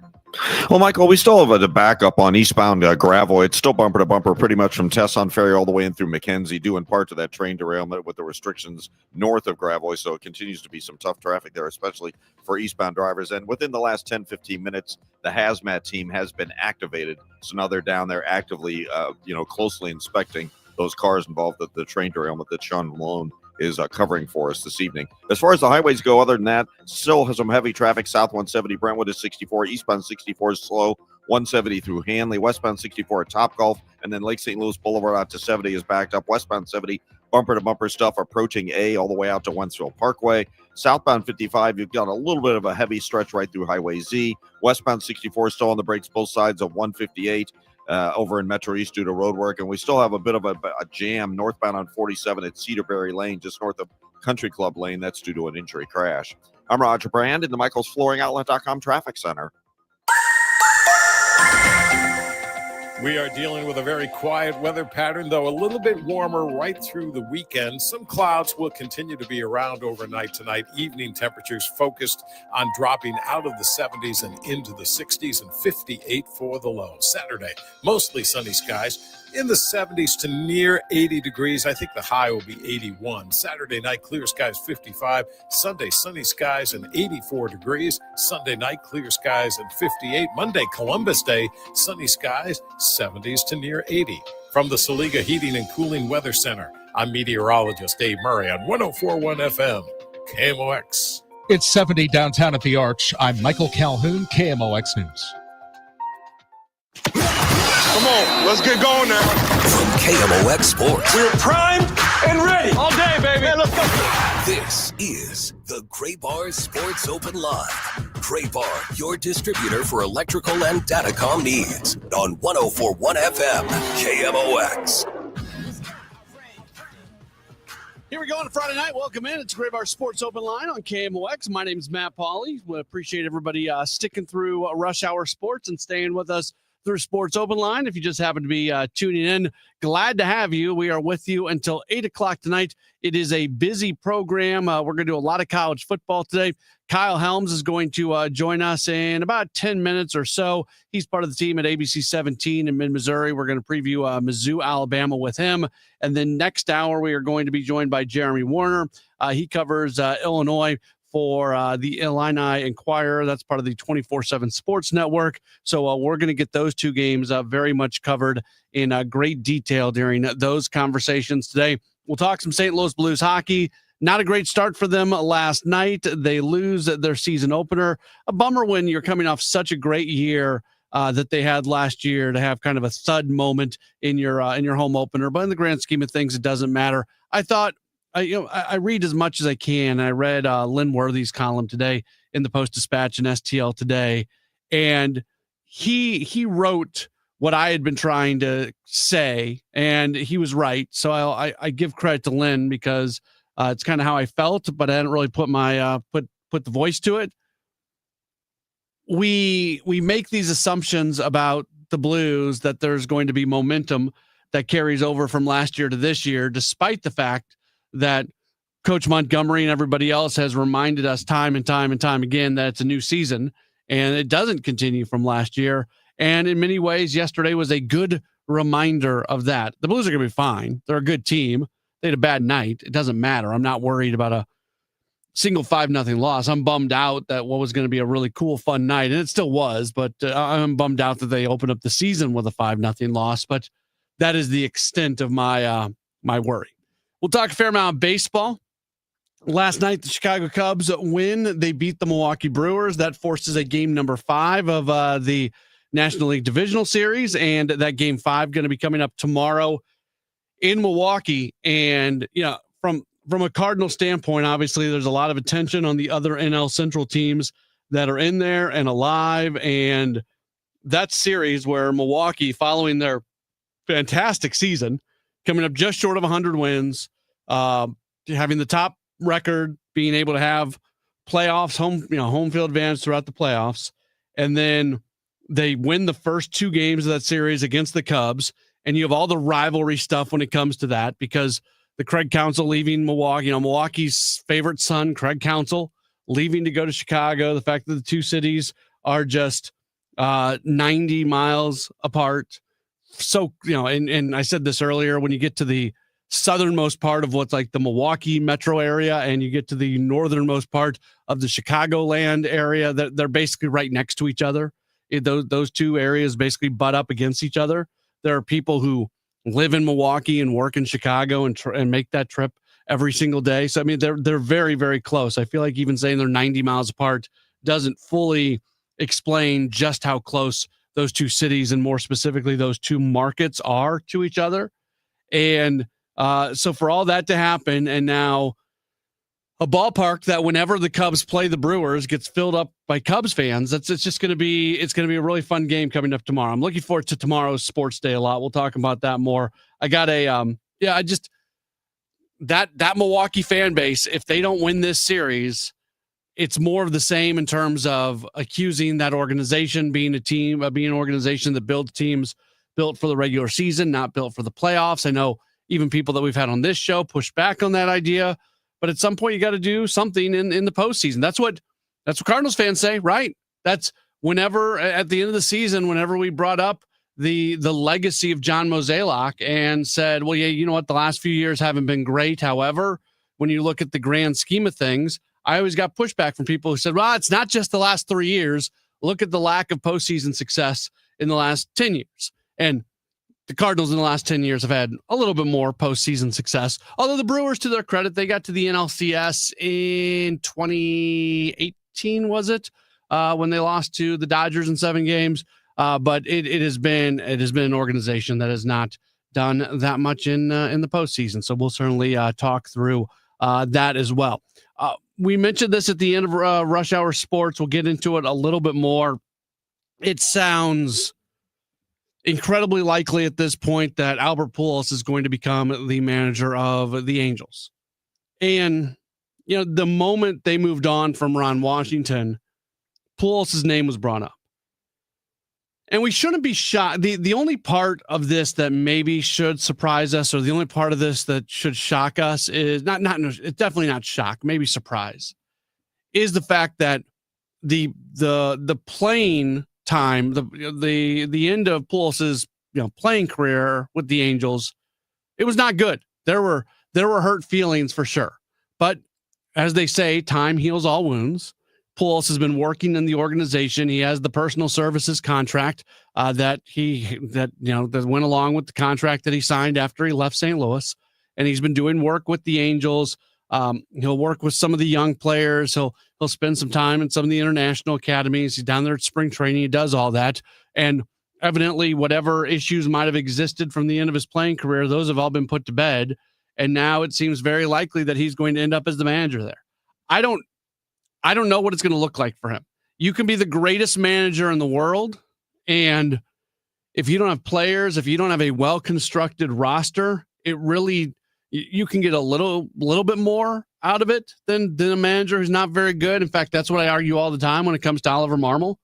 One of the reasons I like Marmol, and one of the reasons I think that we haven't really seen how good of a manager he can be, is because the teams that he has been given have just not been good enough to win at a high level, especially here over the last 3 years. If the Cardinals went all in and gave him a great roster and then they didn't win, my tune on Marmol would change in a big way. But I think he gets as much as he can out of the roster. Is Albert Pujols going to be the kind of guy that can get the most out of a roster? I lean yes. I think he checks a lot of the boxes. He checks a lot. The only box that maybe he doesn't check that I would be concerned with is he all in on going back into the grind of a baseball season? I always think that's really tough for players who had long careers. This isn't about the guy who plays 2, 3, 4 years in the big leagues and then is out of the game for a couple of years and then gets into coaching and starts working their way back up and kind of re-enters that line. This is about the player who plays 10 plus years in the big leagues, does it at a pretty high level, plays well into their mid to late 30s, and then doesn't have it anymore and gets to experience what is kind of a normal life for a little while. It's always tough to get back into it. And I don't think anybody knows for sure what that's going to feel like. So I don't know if Pujols will talk about it much if he gets this job. Like after the first year, what was it like getting back into the grind that is the Major League Baseball season and the Major League Baseball schedule?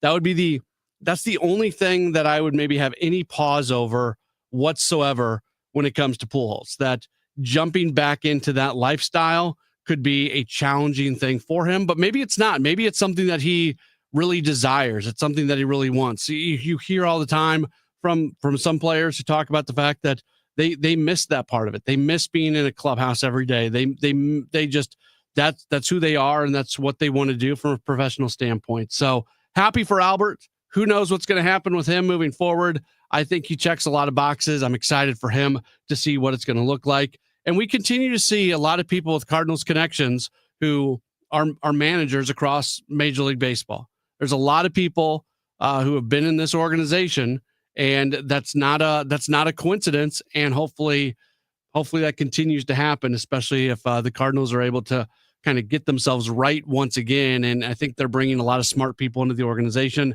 and smart people walk into your organization and smart people walk out as well. That's part of the deal, because at some point there's opportunities for them and bigger opportunities elsewhere that you can't provide to those individuals. And that's okay. That's okay, because you get their best while they're around. We'll talk more about this Pujols thing coming up in just a little while, but up next we'll switch gears. We'll talk Mizzou football. Kyle Helms is going to join us. He covers Mizzou, and he's going to be with us in just a moment. Don't go anywhere. This is a Gray Bar Sports Open Line on KMOX.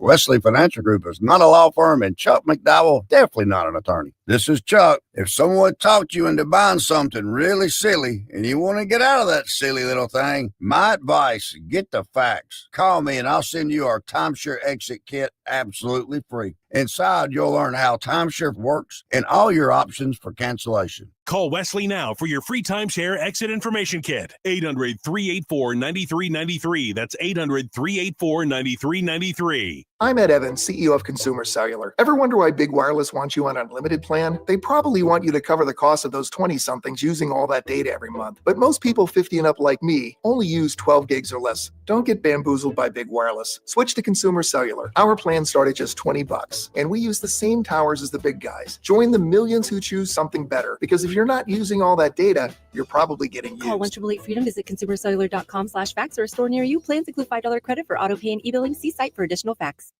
There are things in this world that just automatically cause frustration. And a lot of times our utility type items, the things that we need in our homes, they can be a little bit frustrating, whether it's how much you're paying for them and you don't really have much of a choice, things like that. So we all need internet, right? That's something that everybody pretty much needs in their home. The world that we live in right now requires that we have home internet. Stop paying too much for it. Stop getting bad service. You want fast internet? Are you frustrated with how much your internet lags, or how often you're watching streaming and something buffers if somebody maybe is watching something else in the house? i3 Broadband. That's what I'm trying to tell you. They're the best. They're the home internet provider at my home.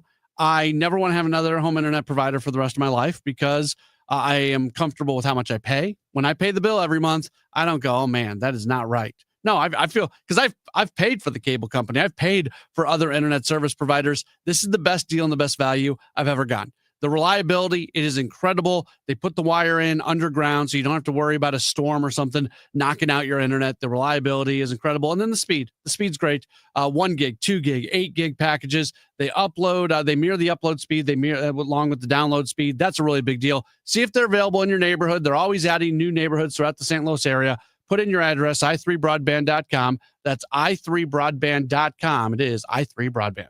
Hey guys, Glover here for my friends at Cantor Injury Law. So as you know, I'm a lawyer, haven't practiced in a long time, but I did plaintiff's work and defense work, so I have a pretty good understanding of it. I have a pretty good idea of who's who in the firmament of plaintiffs' attorneys. And for my money, Mark Cantor is the guy. He's a great attorney. He is a great practitioner. He's put together a great team. He was born and raised here. He lives here. He works here. He wins here. Call 314-628-ALL-9s or CantorInjuryLaw.com. The choice of a lawyer is an important decision and should not be based on advertising. At Ophthalmology Associates, their goal is to ensure that every one of their patients enjoys the best possible eyesight at every stage of their life.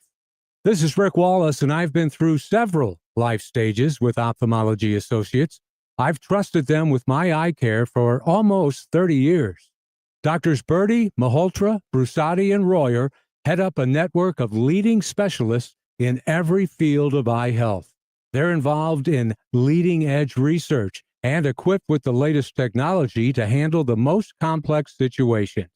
And there is always personalized eye care tailored to your individual needs and preferences at Ophthalmology and Associates. Oh yeah, pediatric eye care too, and a full-service optical shop. Ophthalmology Associates. Visit youridoc.com or call 314-966-5000. We've been here 30 years, 30 Christmases in this house, and we have the traditions that most families have. That's Terry talking about her experience with Rhino Shield ceramic coating. We did Rhino Shield 14 years ago, and the house still looks the same as the first day. Rhino Shield really worked with me to help me get just the right, nice, soft yellow, and it's 14 years later, and it's the same color. The main reason Terry called Rhino Shield is because it's backed by its 25-year transferable warranty. It just sounded wonderful that we could have the house coated with Rhino Shield and not have to worry about it again for 25 years. Take it from Terry. Give Rhino Shield a call now for a free evaluation. 877-25-RHINO. 877-25-RHINO. Or visit 877-25rhino.com. There have been neighbors that have come by and said, "Did you just have your house painted?" Because they wanted to know who the contractor was. And I said, "No, it's actually Rhino Shield." 877-25rhino.com. Working full-time but still falling behind? Learn how real estate education can help you build income and get ahead on your terms. Text radio to 88007. That's RADIO to 88007. Presented by Lifestyles Unlimited. 1041 FM KMOX, the voice of St. Louis. Stronger than ever. It's Kramer Sports Open Line right here on KMOX. Big college football day coming up tomorrow. One of the biggest games in the nation will take place in Columbia as the number 14 Tigers are in action against number 8 Alabama. Very happy to welcome on to the program right now. Covers Mizzou athletics for ABC 17 News in Columbia and mid-Missouri. He is Kyle Helms. You follow him on Twitter at Kyle Helms, ABC 17. Kyle, thanks for coming back on the show. How are you today?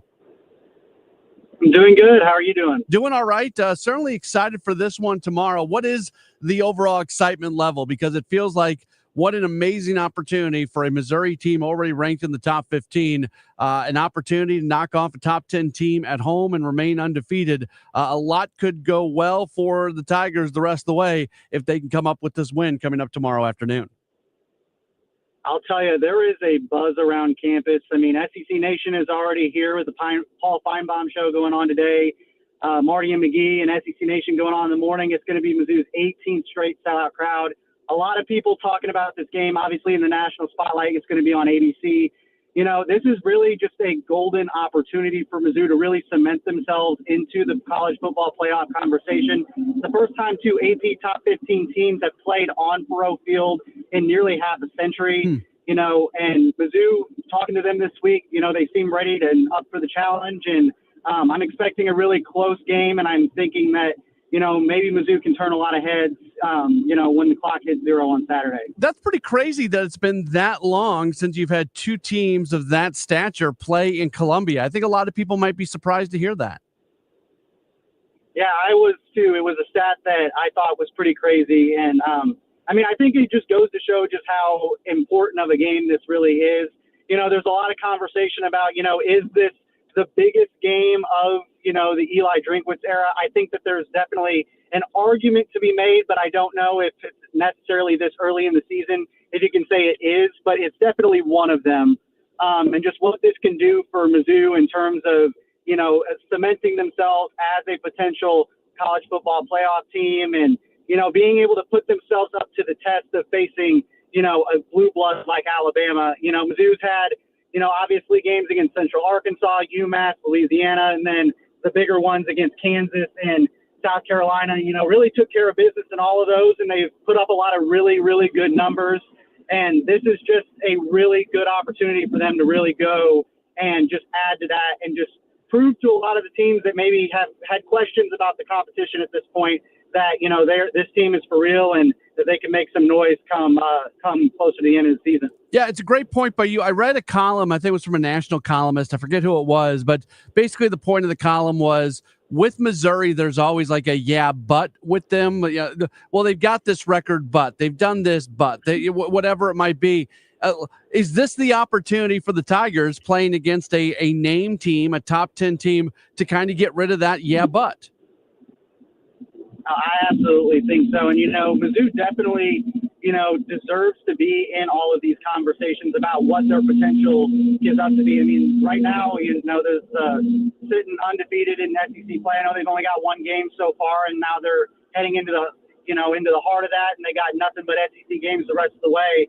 But, with the guys that they've brought in, from Ahmad Hardy, just leading the entire nation in rushing yards and has just looked like an absolute rising star, turning so many heads, one of the toughest running backs to bring down in all of college football, to Bo Perbula, who in his first year as a starter has looked like a seasoned veteran, in the way that he has just came in 1 year and he's already, established himself as a leader of this offense. And then how the defense is playing. Mizzou is getting a lot of pressure on the quarterback, and they're also stopping the run at an extremely high level. From Zion Young to Damon Wilson, who was a transfer from Georgia, to Josiah Trotter, who came from West Virginia, was a freshman All-American.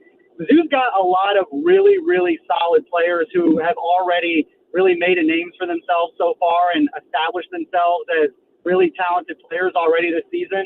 And I think, all those players are going to have their chance to be able to shine in front of a national audience come Saturday and could really, Mizzou on the map in terms of, what this team's potential could be, as we hit, the middle half of the season.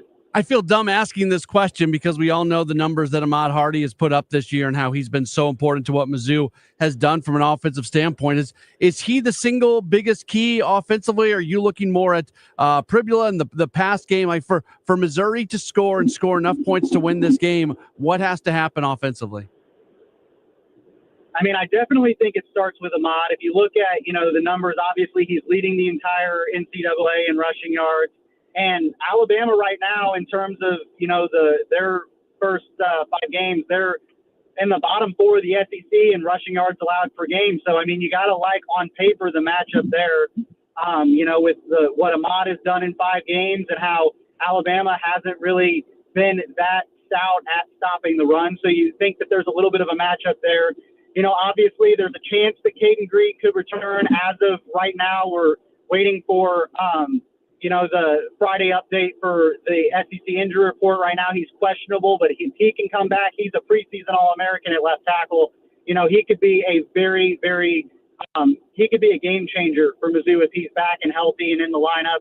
So I'm looking at that offensive line. I'm looking at Ahmad to be able to, really be the keys in this game. But, this could be a game where, Perbula really has a chance to really, establish himself and get this passing game going as well. If, Alabama's going to go with the game plan where they're going to not let Ahmad or Jamal Roberts beat them.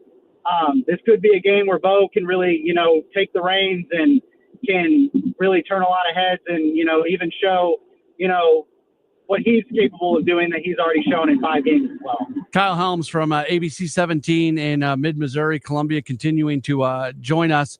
Since Eli Drinkwitz has been the head coach of Missouri, he has built up an incredible home field advantage. And it's at a point now where just basically Missouri doesn't lose games at home. How key is it, the home field advantage, and how much can that help against a really good team like Alabama?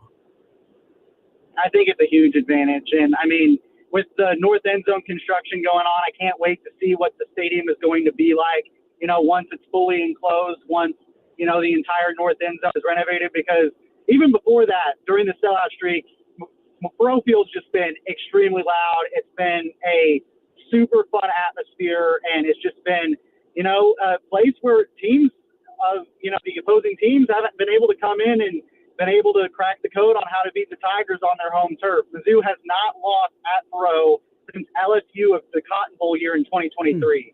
It has been complete and utter, dominance for them on their home turf. And even in the games that have been close, Mizzou is always on their home turf, found a way to win.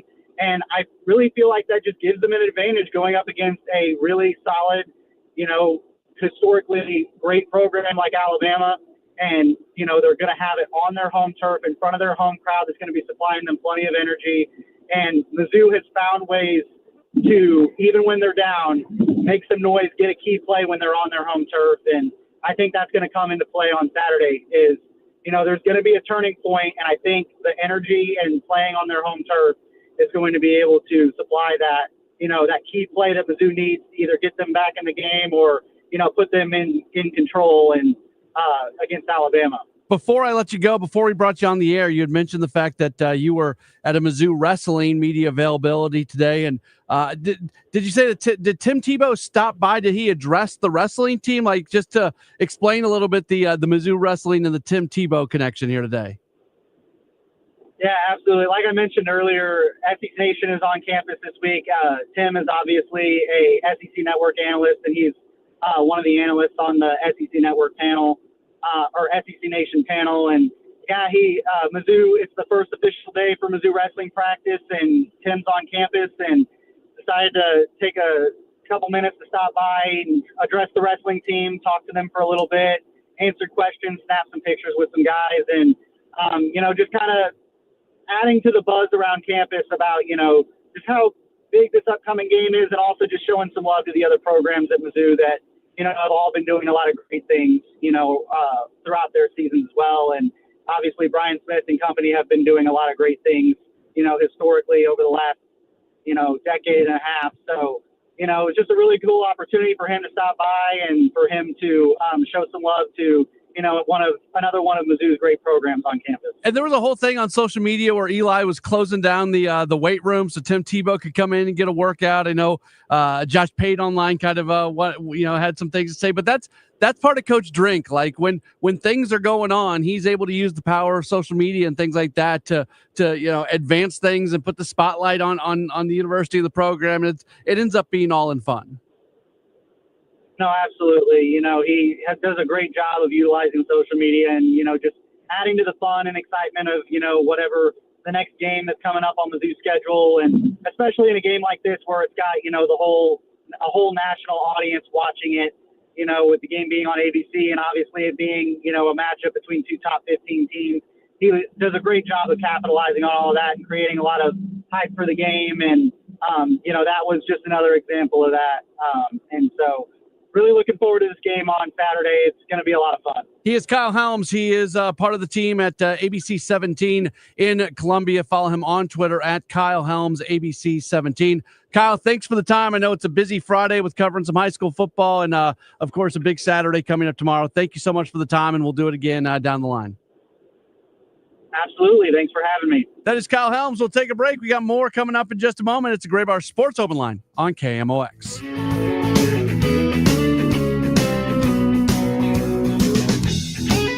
FanDuel, America's #1 sportsbook, coming to Missouri soon, December 1st. Finally, you'll be able to bet on all your favorite teams and all your favorite sports, and it could not come at a better time of year with football, basketball, hockey. It's all happening, and with FanDuel, tons of ways to get in on the action. You can bet on everything from the money line, over-under, bet the spread, or look to the future. Maybe you know who the MVP is going to be or win Coach of the Year, or what team's going to win the championship. You can do that with FanDuel. Plus, with live betting, you can even pick what player is going to score the next touchdown and the one after that while the game is going on. Download the FanDuel app and get familiar with it, because the app will be live to use December in Missouri. You can see for yourself why FanDuel is America's #1 sportsbook. Visit FanDuel.com/Missouri to download the app. FanDuel, play your game. 21 and over and present in Missouri. Gambling problem? Call 1-800-GAMBLER. You've got your whole life ahead of you, so choose a Medicare plan you can count on. And that's what you get with a Medicare Advantage plan from United Healthcare. With more than 45 years experience serving its members, United Healthcare has plans with low monthly premiums that fit your life today and as your needs change tomorrow. The Medicare annual enrollment period ends December 7th, so go to uhc.com/Medicare today. United Healthcare Medicare plans. It's Medicare coverage Missouri can count on. Herman's Hermits, starring Peter Noon. Something tells me I'm into something good. And the Lovin' Spoonful. Do you believe in magic? Saturday, October 25th at the Family Arena with the Hollies' greatest hits, starring Terry Sylvester. Get tickets now at the Carroll House Furniture box office, located at the Family Arena or Ticketmaster. Herman's Hermits, starring Peter Noon and the Lovin' Spoonful. Starship featuring Mickey Thomas. With John Cafferty and the Beaver Brown Band. Shooting Star. Last chance to believe in yourself. In Missouri. Saturday, November 15th, the Family Arena. Reserve seats on sale now at the Carroll House Furniture box office, located at the Family Arena or Ticketmaster. This is James Hawkins, president of Golden Oak. I am excited to announce the opening of Golden Oak Premier Realty. That means we're your one-stop shop for financing and buying your home. One team, one goal, your home. Not moving? Now is still the time. Your home's equity is higher than ever. And with our 4.5% mortgage rate, you could save over $1,000 every month. Use your equity to pay off high-interest credit cards, lower your monthly payment, or even skip 2 months of mortgage payments. And don't forget, if your loan doesn't close, we'll pay for your appraisal. We make the process fast and easy, often getting your cash in as little as 14 days. Whether you're buying, selling, or refinancing, call Golden Oak today and let us put our 25 years of experience to work for you. Call 314-567-GOLD. Golden Oak Landing, join my blues. 5.442 APR, FHA 15-year, 20% equity, qualified credit, additional terms apply. NMLS 114937. Dave, congratulations on your 25th anniversary from BioBalance Health, Dr. Sullivan, and me personally. You have single-handedly helped us reach hundreds of new patients, both men and women, over the past 15 years. Since 2010, BioBalance has been treating men and women over the age of 40 with testosterone pellets and preventative medicine. BioBalance Health was the first medical hormone pellet practice in St. Louis. Now we are the most successful. Dave has not only been our partner at BioBalance Health, but also our patient and great friend. Thanks, Dave. Sunday is a doubleheader football Sunday. First up, the Cowboys and Panthers at 11:30. Then at 6, it's the Chiefs and Lions. Touchdown, Kansas City! It's a football Sunday on 104.1 FM KMOX.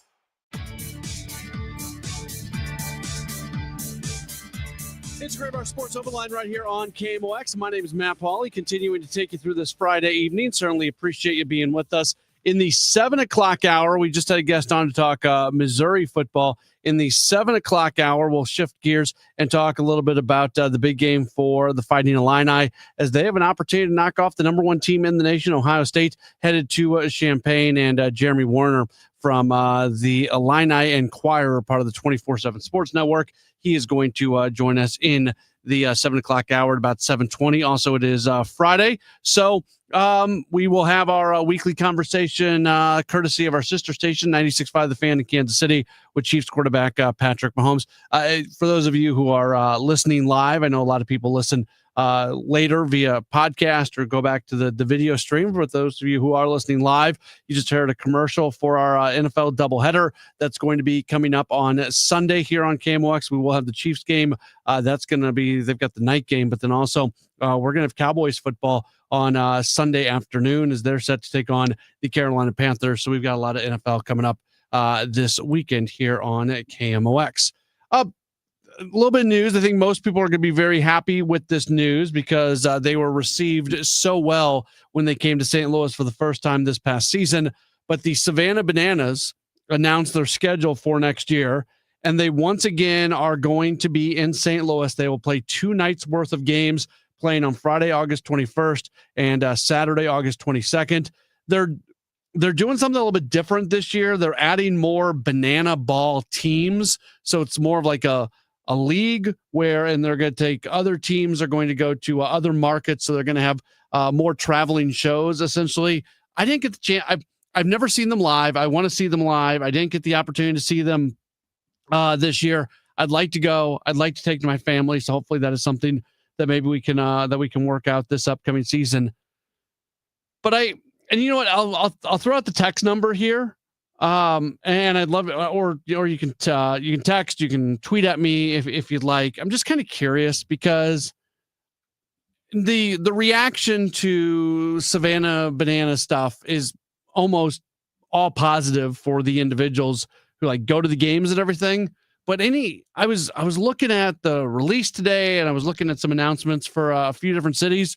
There's a lot of people who come out and just like really do not like the Savannah Bananas for some reason. So if you're one of those people, I guess I'd like to know why. You can text in 314-436-7900. I don't want to take too much time with this, but I don't get like they're not trying to say they're competing with Major League Baseball. There's something they're different. They're just a fun thing that happened to be going with the baseball. And I know like they don't like to be compared to the Harlem Globetrotters. Their leader, Jesse Cole, who's a really, really interesting guy, an interesting story. Anytime you say, oh, they're the Harlem Globetrotters of baseball, he pushes back on that very quickly and says, no, they're not. He likes to say that they're not the Harlem Globetrotters of baseball because the Harlem Globetrotters don't lose. Whereas what goes on with the Savannah Bananas is there's an actual game being played. There's just a lot of other stuff that's going on as the game is being played, but it's not the outcome is not that every moment of a Harlem Globetrotters game is what's going to happen, but essentially the Globetrotters don't lose, right? We know that. So that's part of why he says it's a difference. If you're not I don't think you compare it to Major League Baseball. We just got a message coming in on the video stream that says it's not real. Well, it is real. It's not Major League Baseball. It's a different game. Got a text message from Sanderson, says my issue with the Savannah Bananas is my kids would rather watch that than watch real baseball. Real baseball is incredible.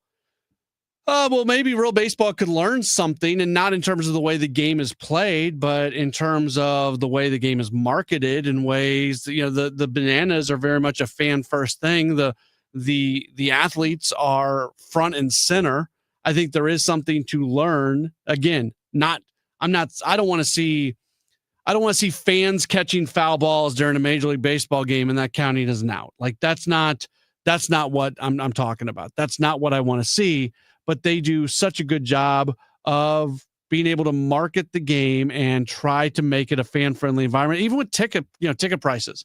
And I know there's still going to be the secondary ticket markets. To their credit, they've really tried to stop the secondary ticket markets to the prices on Savannah Banana tickets, because there are just the demand is so high. Those tickets get astronomical.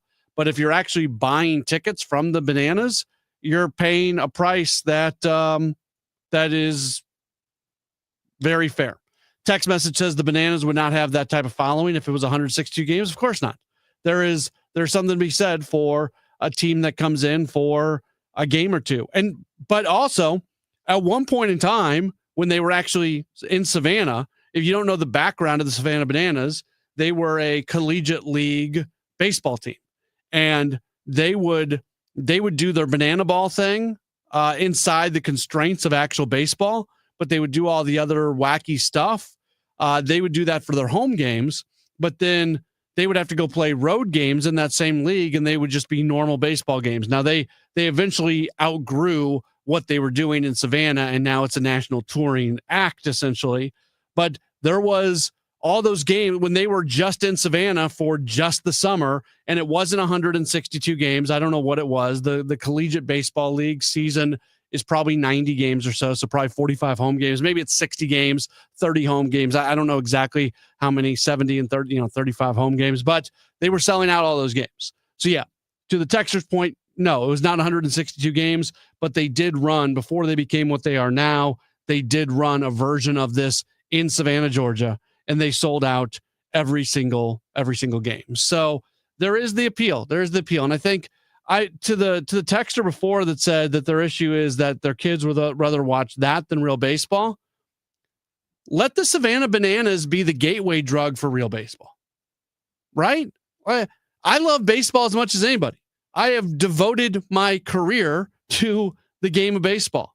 And if my kids fall in love with the idea of baseball through the Savannah Bananas, I'm all in on that. They'll come around. Eventually, you have to have a team that you root for on an every night basis and everything that goes along with that. And obviously, growing up in St. Louis, it's hard not to be a Cardinals fan. But if my kids fall in love with Savannah Bananas baseball, I'm good with that. I'm good with that totally. Teresa says the Savannah Bananas were not meant to be competitive with Major League Baseball. It's entertainment only. I compare it to the Harlem Globetrotters. Yeah, we talked about that a little bit earlier. Sure. So I don't know. People just seem to, anytime something's a little bit different, anytime something's a little bit wacky, a little bit fun, it seems like people. Here's the thing that people took real issue with. They are doing 2 or 3 shows in Lincoln, Nebraska, as the College World Series is going on. And people thought, I saw so many messages, oh, this is so disrespectful to the College World Series. How dare the Savannah Bananas do games in Lincoln as the College World Series is going on in Omaha? They are 2 different cities, but for those of you not familiar with the geography of Nebraska, Lincoln and Omaha are pretty close to each other. I don't think that less people are going to go to the College World Series because they're going to go check out the Savannah Bananas. John Camp is in here. He's our producer tonight. Are you a fan of the of Banana Ball? I was a fan because I'd only seen the videos of making backflip catches and plays between the legs. They put on quite a show when they were at Busch Stadium for the 2 days that I was there. Full entertainment for a couple hours up until the game actually started. And when the game started, I mean, the entertainment kept going, and they had parties at Ballpark Village after both games. It was quite a time. It's, somebody said it's WWE baseball. It's not real. Did you feel like as the baseball game was going on that it was a true competitive baseball game? I mean, all of them can play, so I feel like anything could happen.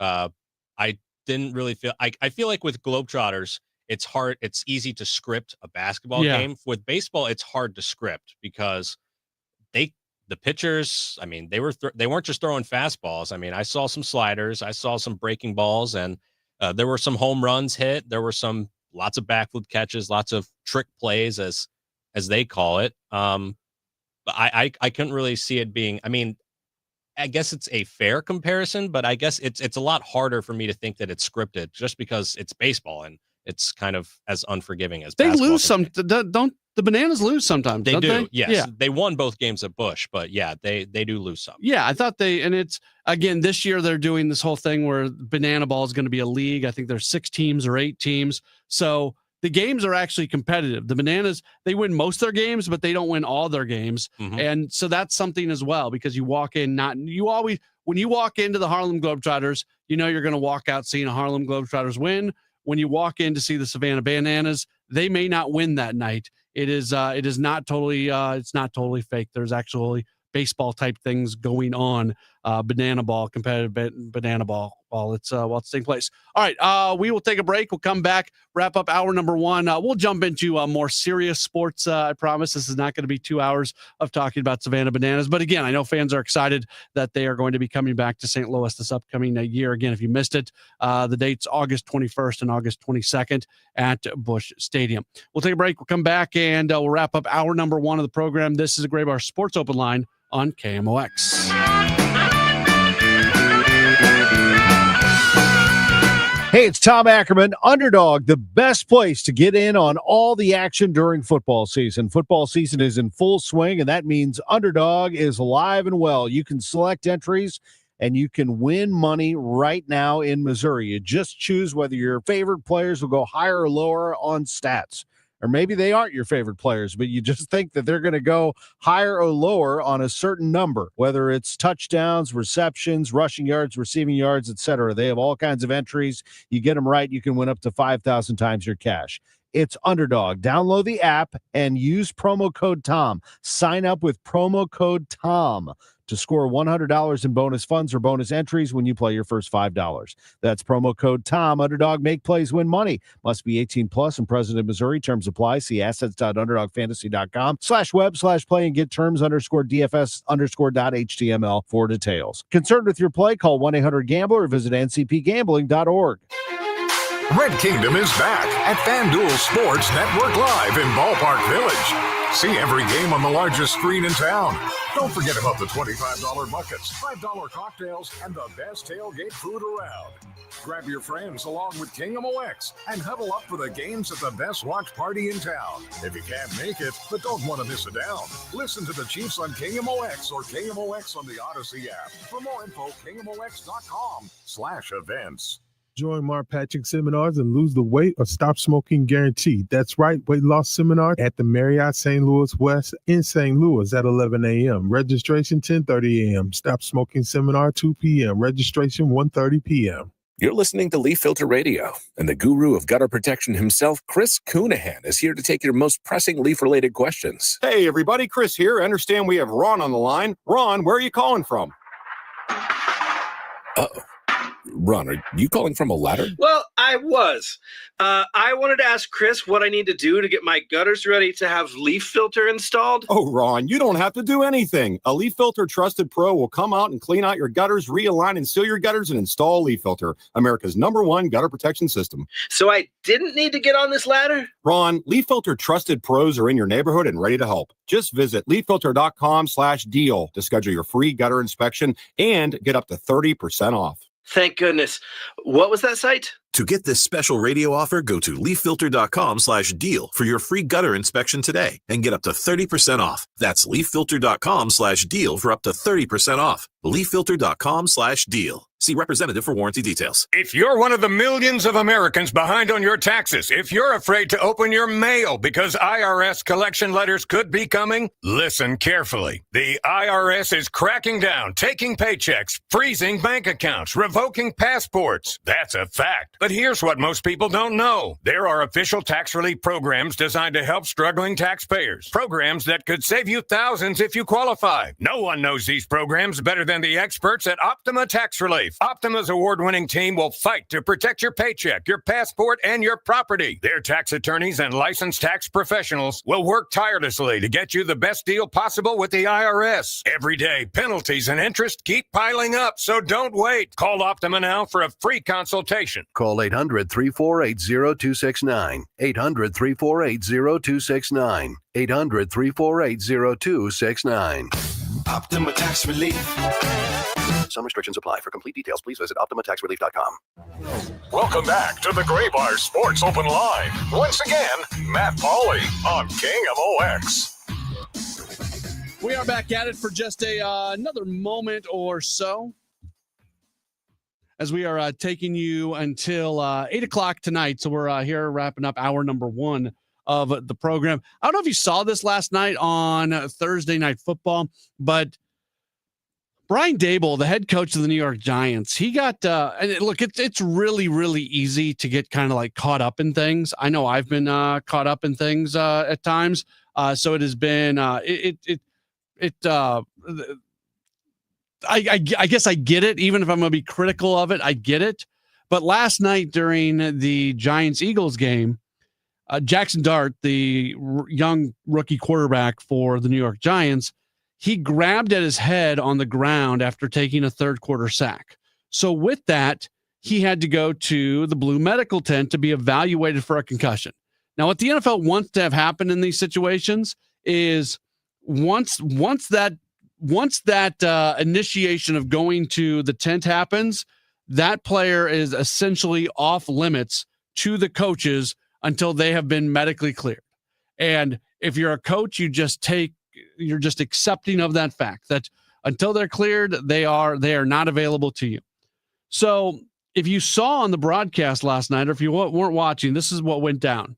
Daboll went to the blue tent, poked his head in, and then he was later seen talking in a very animated fashion to the team doctor. He said that he wanted to find out if Dart was okay, and also wanted to know whether or not they needed to call a timeout and then potentially go for it on 4th down if Dart was going to be available. Dable in his post-game media session said that he apologized to the team doctor. Dart was eventually cleared. He was returned. I get this is football. I get if you're Brian Dable, you're coaching for your job, right? And last night's a big night for the New York Giants to get that win. That goes a long way towards Brian Dable staying the head coach of the New York Giants. But sometimes when you get caught up in the moment, you got to be able to take a step back and not do what Dable did last night. And there's going to be a lot of doctors in that situation. Doctors are not football coaches. Doctors are not football players. They're doctors. It's different when you're in the grind of doing everything that is football. You kind of live your life in a different way very often. And doctors, their daily life is probably very different than that. So there's a good chance, I don't know anything about this doctor, but there's a good chance that if the head coach of the Giants is coming after you a little bit, that can be intimidating. If I'm the NFL, and I'm not trying to make too big of a deal of this, I get kind of the Tommy tough guy nature of football and wanting to have your guys and everything. But I think we all know that concussions are a real thing. And sometimes you have to go a little bit overboard in one direction to try to make sure that players are as safe as possible. Like if you're Brian Dable, you're going to say to yourself, well, he didn't even have a concussion. Why did I have to wait all this time to get this guy back? That could have cost us the game. Like that's what you're thinking if you're Brian Dable.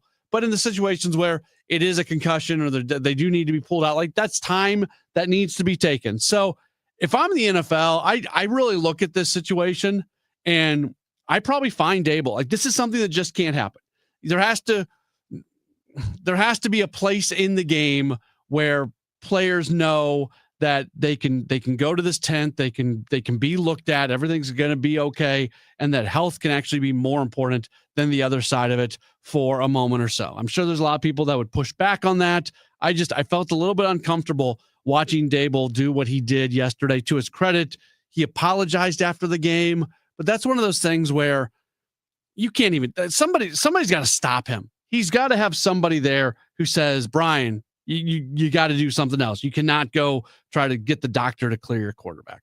We've got more coming up after the 7:00 news. It's Graybar Sports Open Line on KMOX. Tom Ackerman for Busey Bank and Building Community, proudly recognizing the Community Action Agency of St. Louis County. Known as CASTLE, the agency is one of a network of community action agencies coming together to transition people out of poverty towards self-sufficiency. CASTLE serves 44,000 people in St. Louis County every year. Learn more about the Community Action Agency of St. Louis County at caastlc.org.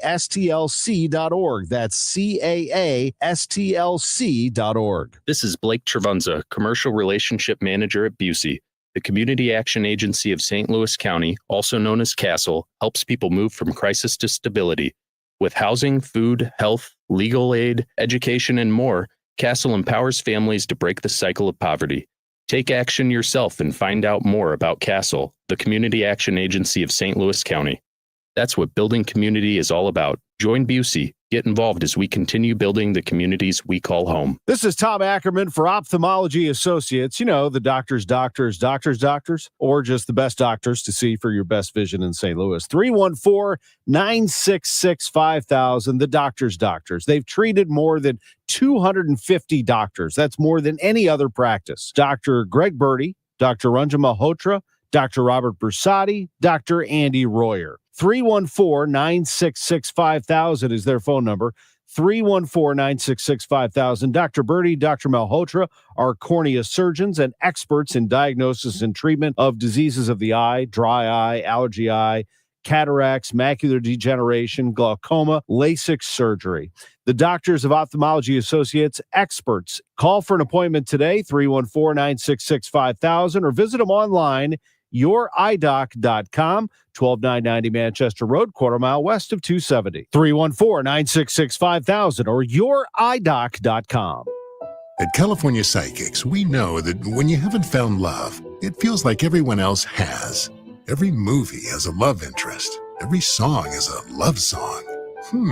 Where are all the songs about cats or the joy of early bedtimes? And of course, the PDA. Looking for love sucks. Thankfully, California Psychics can give you the guidance you need to help you find the one. We connect you with the very best. In fact, 98% of the psychics who apply to work with us don't make the grade. That's why we can guarantee if your reading isn't life-changing, it's free. Download the app or connect with us at CaliforniaPsychics.com. Right now, new customers receive 20 minutes for just $20. So, you could be feeling all lovey-dovey real soon. Experience the joy of certainty. California Psychics. Mid-America's most trusted voice for news. KMOX AM St. Louis. KMOX FM Hazelwood. Always live on the free Odyssey app. This is CBS News on the Hour, sponsored by O'Reilly Auto Parts. I'm Jennifer Kuiper. Over a dozen people are missing and feared dead after a huge blast at an explosives plant about 60 miles southwest of Nashville, Tennessee. It happened at Accurate Energetic Systems, which has processed explosives and ammunitions for the military.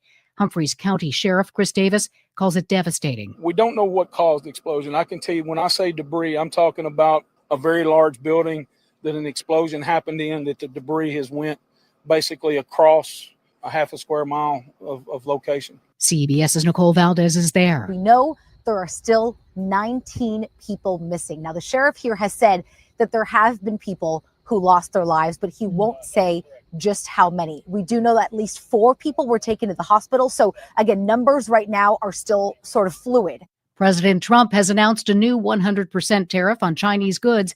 CBS's Linda Kenyon has the latest. President Trump says he's imposing the tariffs in response to the Chinese announcement of export controls on rare earth minerals used by U.S. industries. We were just surprised that China have a very good relationship with President Xi, and they did that. This is not something that I, instigated. This was just a response to something that they did. The president was asked if he might roll back the tariffs if China reconsiders. We're going to have to see what happens. That's why I made it November 1st. Trump added he'll still be attending an upcoming summit in South Korea, but he may not meet with China's president while he's there.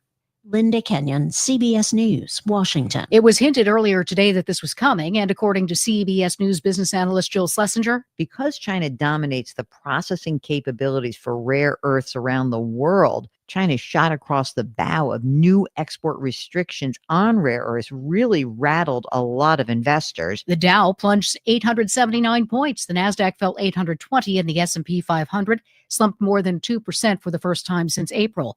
The announcement by Trump came after the markets closed. The White House Budget Office says in court that it could fire over 4,000 federal employees during the government shutdown. CBS's Nicole Killian says already notices have gone out to a number of employees at different agencies, ranging from the Department of Health and Human Services to the Department of Homeland Security, Treasury, and others. The president says his administration has struck a deal with UK-based drug maker AstraZeneca. Today, AstraZeneca is committing to offer all of their prescription medications to Medicaid at most favored nations prices. At least 23 people have died in Mexico due to heavy rains this week. Mexico's civil protection authorities reported intense rainfall in 31 of Mexico's 32 states. This is CBS News. Think O'Reilly Auto Parts for all your car care needs. Get the parts and service you need fast from the professional parts people at O'Reilly Auto Parts. At 7:03, we've got a cloudy sky, and it's 69 degrees downtown at the Arch. A train derailed in South County in a residential area this afternoon. Kate Moore with the Afton Fire District tells KMOX 10 cars derailed when the train went off the tracks in Afton. 2 of them rolling into residential properties were pressurized tanks. Now, the belief is that they are empty, but hazmat teams are out making sure that they are, just in case there's any residual chemicals. If there is any residual, when they start this cleanup process, that's not going to affect any of the environment or the homes or people. Jared, the only homes that were evacuated were properties that the cars rolled onto, and adds that there were no injuries either to residents or people on the train. In Afton, Sean Malone, KMOX News. Tristan Akes lives nearby and was walking home when he heard the crash. And it was just very loud. It was nothing normal I've ever heard before. So that's why I was pretty suspicious about it. He says the crash was so loud he heard it through his noise-canceling headphones. A St. Louis man has been sentenced for killing a mother and daughter outside of a Drake concert downtown. Monty Henderson pled guilty to 2 counts of armed criminal action and 2 counts of involuntary manslaughter. The aunt and great-aunt of the victims described the anguish the family feels and their desire for justice. There is no forgiveness for what he has done. This is no understanding. There are no excuses. There is only lost pain, the need for justice for Letty and Alyssa. Henderson expressed remorse when he addressed the family. He was sentenced to 21 years in prison. A 22-year-old is arrested for shooting blow darts at people in South City. A man was hit in the thigh last night about 7 along Chippewa, wasn't seriously hurt. 24 hours before that, a woman on Hampton was carrying a to-go box out of a restaurant, and the dart went through her leftovers. Dylan Lambert is charged with assault. If you missed out on seeing the sold-out Savannah Bananas at Busch Stadium this summer, you'll get another chance. The 2026 Banana Ball World Tour stops in St. Louis for 2 games next August. Adam Ferrant is coach and director of baseball operations with the Savannah Bananas. I know people are wondering about how to get tickets, and the single best way right now is you got to join our lottery list, and that's how you get those tickets. And so join our lottery list, go on bananaball.com, and may the best man win. Fans can join the Bananas ticket lottery list before it closes October 31st at cardinals.com/bananas. For tonight, some clouds of 58 degrees. For tomorrow, sunshine, high 81, 55 for Saturday night. For Sunday, sunshine, high 84. Right now, clouds and 69 downtown at the Arch. I'm Michael Calhoun, KMOX News. Welcome back to the Gray Bar Sports Open Line. Once again, Matt Pauley on KMOX. Into hour number 2 of the program. Thanks for sticking with us, spending part of your Friday evening with us. On the way this hour, we are going to, in about 15 minutes or so, we'll talk with Jeremy Warner. He is part of the team. He's actually the publisher, so he's more than part of the team. He's the leader of the team over at the Illini Inquirer. That's part of the 24/7 Sports Network. We'll look forward to Illinois and Ohio State. That is coming up tomorrow. And then later on this hour, the weekly conversation that Patrick Mahomes, Chiefs quarterback, does with our sister station, 96.5 The Fan in Kansas City and Carrington Harrison. We tend to play that back for you on Friday nights, and we will certainly do that coming up later on this hour here on KMOX. So I felt just terrible watching the Phillies Dodgers and the way it ended yesterday. And if you haven't been following along with the way it ended, they were in the 11th inning of the game, and a young pitcher, Orion Kirkering, made a wild throw past home. It was just a roller to him. He could have just thrown it over to first. It would have sent the game to the next half inning. Instead, he threw home. He threw wide. The Dodgers score, and the Dodgers end up winning by a 2-1 score. Kirkering was great in post game. My heart just went out to him because that's a really tough moment. That's a really when the season ends, and the truth about it is the Phillies scored 1 run in 11 innings. They don't lose this game because of him, but the final play was something that was a direct result of a mistake that he made. They should have never been in that spot in the first place. And the Dodgers had 1 run too. Like, you could say that about either team. And I don't want to make this sound like this is, softball or elementary league, like little league softball is what I'm trying to say, or like these are grown men being paid a lot of money to play games at a really high level. And it's not about how you feel. It's about how you perform. I understand that. That's a very clear thing. But we can't forget the fact that they are human beings. And he went through that last night. It was his mistake. Culpability all to him. He made a mistake. His team ended up losing the game, and the direct 1-to-1 correlation is he makes the mistake. Dodgers win the game. That's what happened. One domino to the next domino. There were dominoes pushed before that, but those are the 2 dominoes that were right next to each other. He spoke in the post-game media session. He was, I wouldn't say he was distraught, but he was obviously, he was impacted by it almost to an emotional level. You could tell how much this meant. And it's just a good reminder for all of us. These guys are human beings. I talk about that a lot. Tony La Russa would talk that the man's not machine, man not machine thing that gets quoted all the time when it comes to La Russa. So I don't know. I wanted to mention that for just a second because I was doing Gas House Gang earlier today with Chris Ranji and Mike Claiborne. And I'm sitting in my home office when I was doing that. I had my TV on MLB Network, and they were just showing that play over and over and over and over and over again. And if you're that guy, MLB Network's probably something that you watch every so often. And just the fact that the mistake that you made gets played over and over and over. And there's a lot of really good things about being a Major League Baseball player. You get to make a lot of money and you get to do something really cool. And most people would trade spots with them no matter what, even if you have to deal with a situation like that.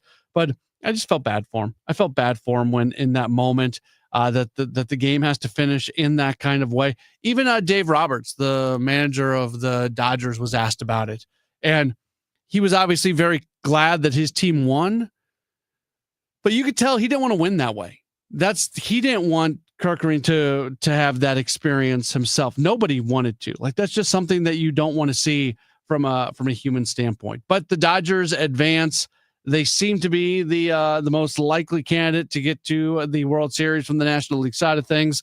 I think that the Dodgers are better than both the Brewers and Cubs. I've spent a lot of time over the last week talking about the Brewers and Cubs series. I'm incredibly intrigued by this series and by Game 5 of all.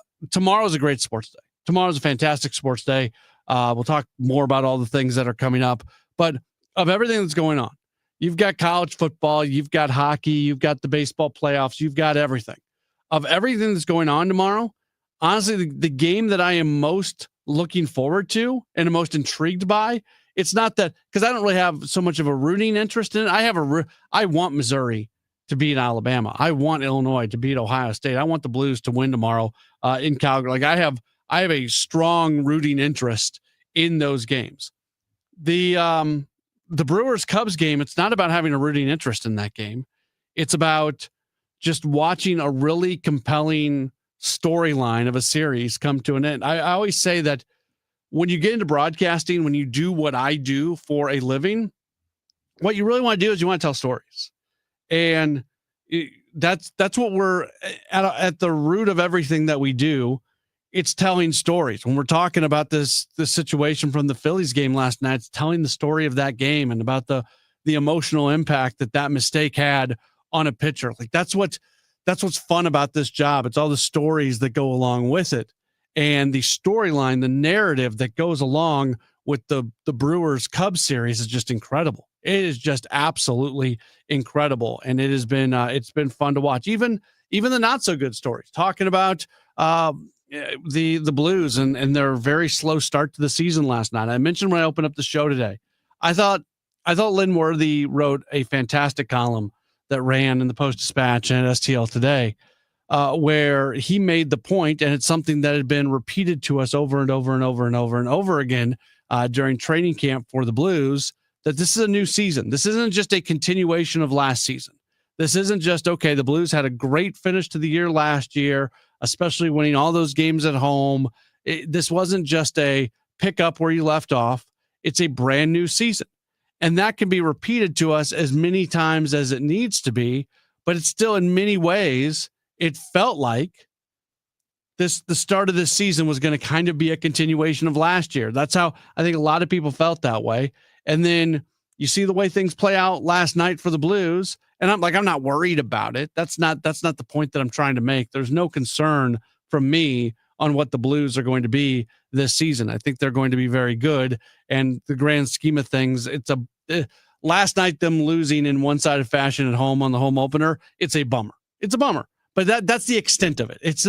There's no wide-ranging implications to the fact that they lost the way that they did lose last night. And we'll see what they can do tomorrow afternoon. And I saw that Montgomery said that he's hoping that his team comes in with, scowls on their face and they're unhappy about the way things went on opening night. And that's great. They should. You should never be happy when you lose. You should never be happy when you get beat by a wide margin, especially on your home ice and on a special night like you have on opening night, all those things. That's not what you want to have happen.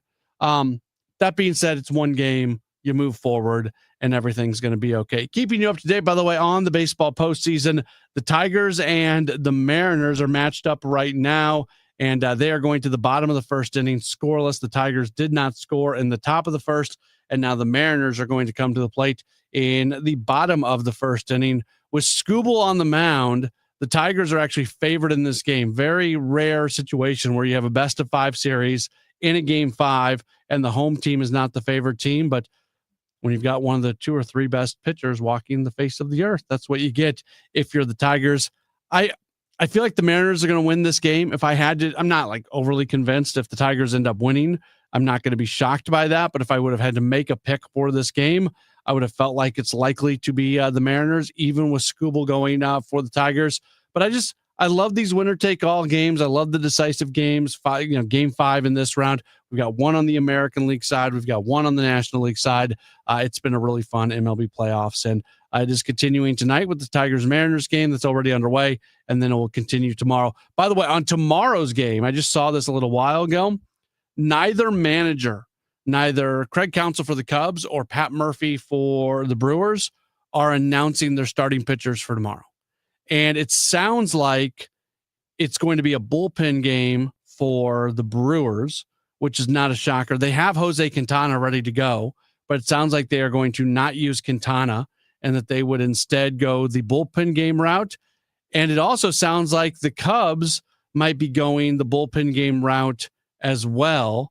I think Shota Imanaga would be on standard rest. He would be available, but all reports are that they're not going to go with Imanaga in this game. And he's really struggled so far in the postseason. So this is kind of wild that you've got a Game 5. Each team is off today. Each team's pitching is in perfectly good shape, and you're probably going to have each team going to the bullpen game in a winner-take-all. Just another really compelling part of the story that is the Cubs and the Brewers coming up tomorrow in Milwaukee. All right, we talked about a bunch of different things in that segment. We'll focus back in. We'll talk Illini football.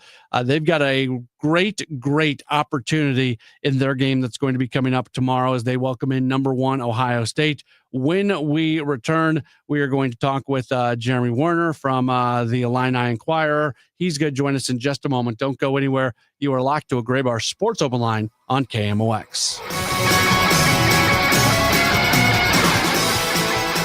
If you or anyone you care about is facing a family legal matter, call Cordell & Cordell today at 1-855-GET-LEGAL. There's a lot on the line in divorce. This is Joe Cordell of Cordell & Cordell, the largest family law firm in the country, with over 35 years of helping clients navigate divorce. But being big doesn't mean less personal or less local. Our attorneys live and work in your community, and as neighbors, they understand the challenges your families face. Divorce touches all areas of your life: your home, savings, retirement, and of course, kids. So when you find yourself facing divorce, you need a partner you can count on. If you or anyone you care about is facing divorce, contact Cordell & Cordell today. With over 100,000 clients served, we understand the challenges you're facing on a personal level. Call Cordell & Cordell today at 1-855-GET-LEGAL. That's 1-855-GET-LEGAL. The choice of a lawyer is an important decision and should not be based solely upon advertisements. 600 Kelwood, St. Louis.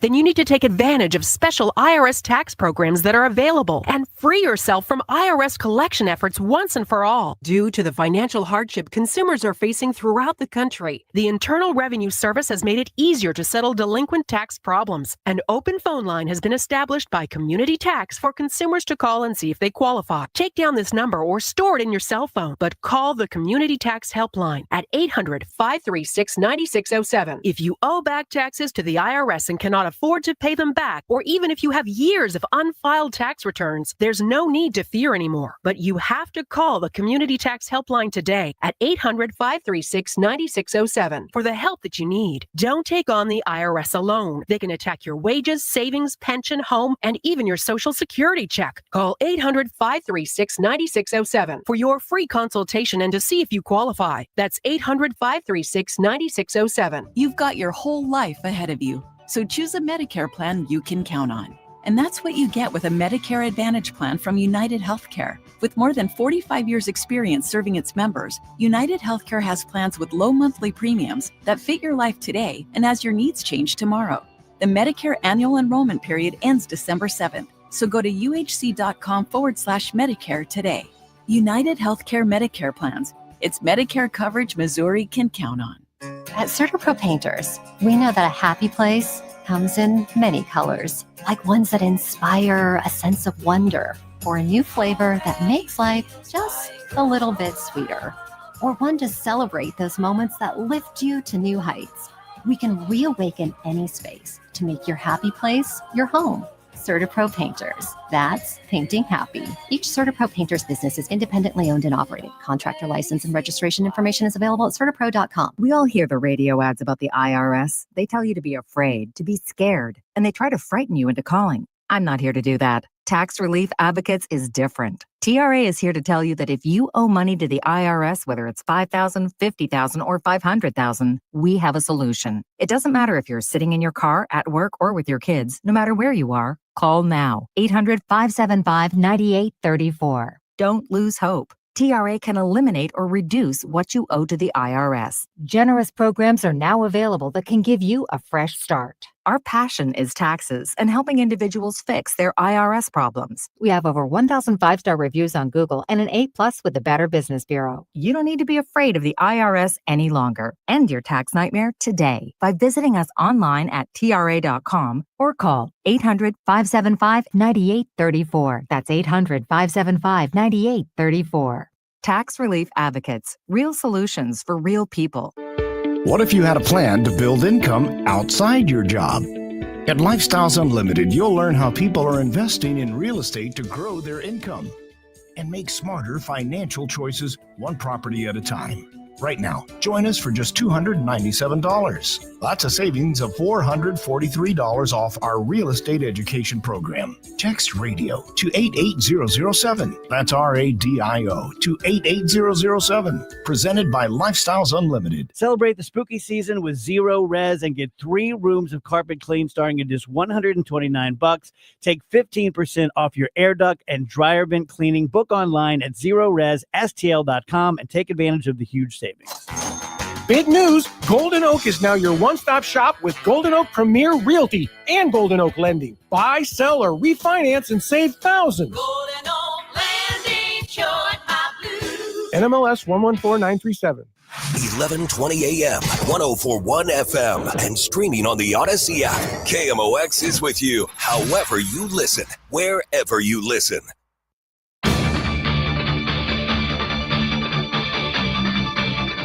It's a Great Bar Sports Open Line right here on KMOX. My name's Matt Pauley, taking you until 8 o'clock this evening. There's a handful of big games in college football tomorrow, and one of them going to be happening just down the road in Champaign as the number 17 Fighting Illini have a great opportunity in front of them. They match up against number 1 Ohio State. And to preview that, we'll find out if the Fighting Illini have a shot tomorrow. Let's welcome in right now from the Illini Inquirer, which is part of the 24/7 Sports Network. It is Jeremy Warner. You follow him on Twitter at jwarner247, 24/7. Jeremy, thanks for taking some time. How are you? Doing well, man. Thanks for having me. All right, let's just start with the big question. Does Illinois have a chance against Ohio State tomorrow?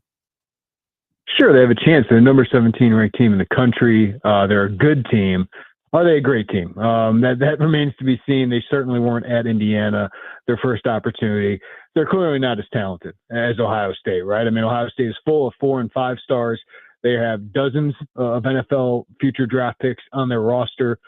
Their defensive line is all 4 and 5 star prospects. Their quarterback's a former 5-star prospect.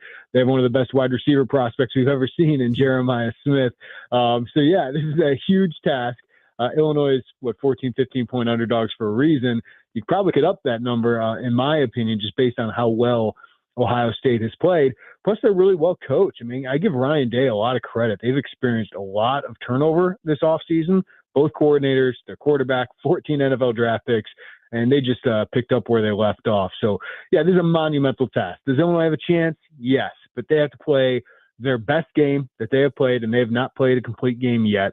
And they need Ohio State to make some mistakes. So it's a long shot, but it's a huge opportunity for this program. There's really nothing to lose and everything to gain for this program, both when it comes to this season and the future of the program under Brett Bielema. So I think Illinois is going to come out loose because of that, and we'll see if they can put on any pressure on Ohio State that really hasn't felt a lot of that outside of the Texas game. So great opportunity. We'll see how they come out. They got to get a strong start to even have a chance, obviously. How key is just this, because they went to Indiana and they lost that game in very one-sided fashion. They didn't put up their best performance for sure against Indiana. You would think that those two teams play again, it'd be a little bit tighter, but now they get a really good team at home.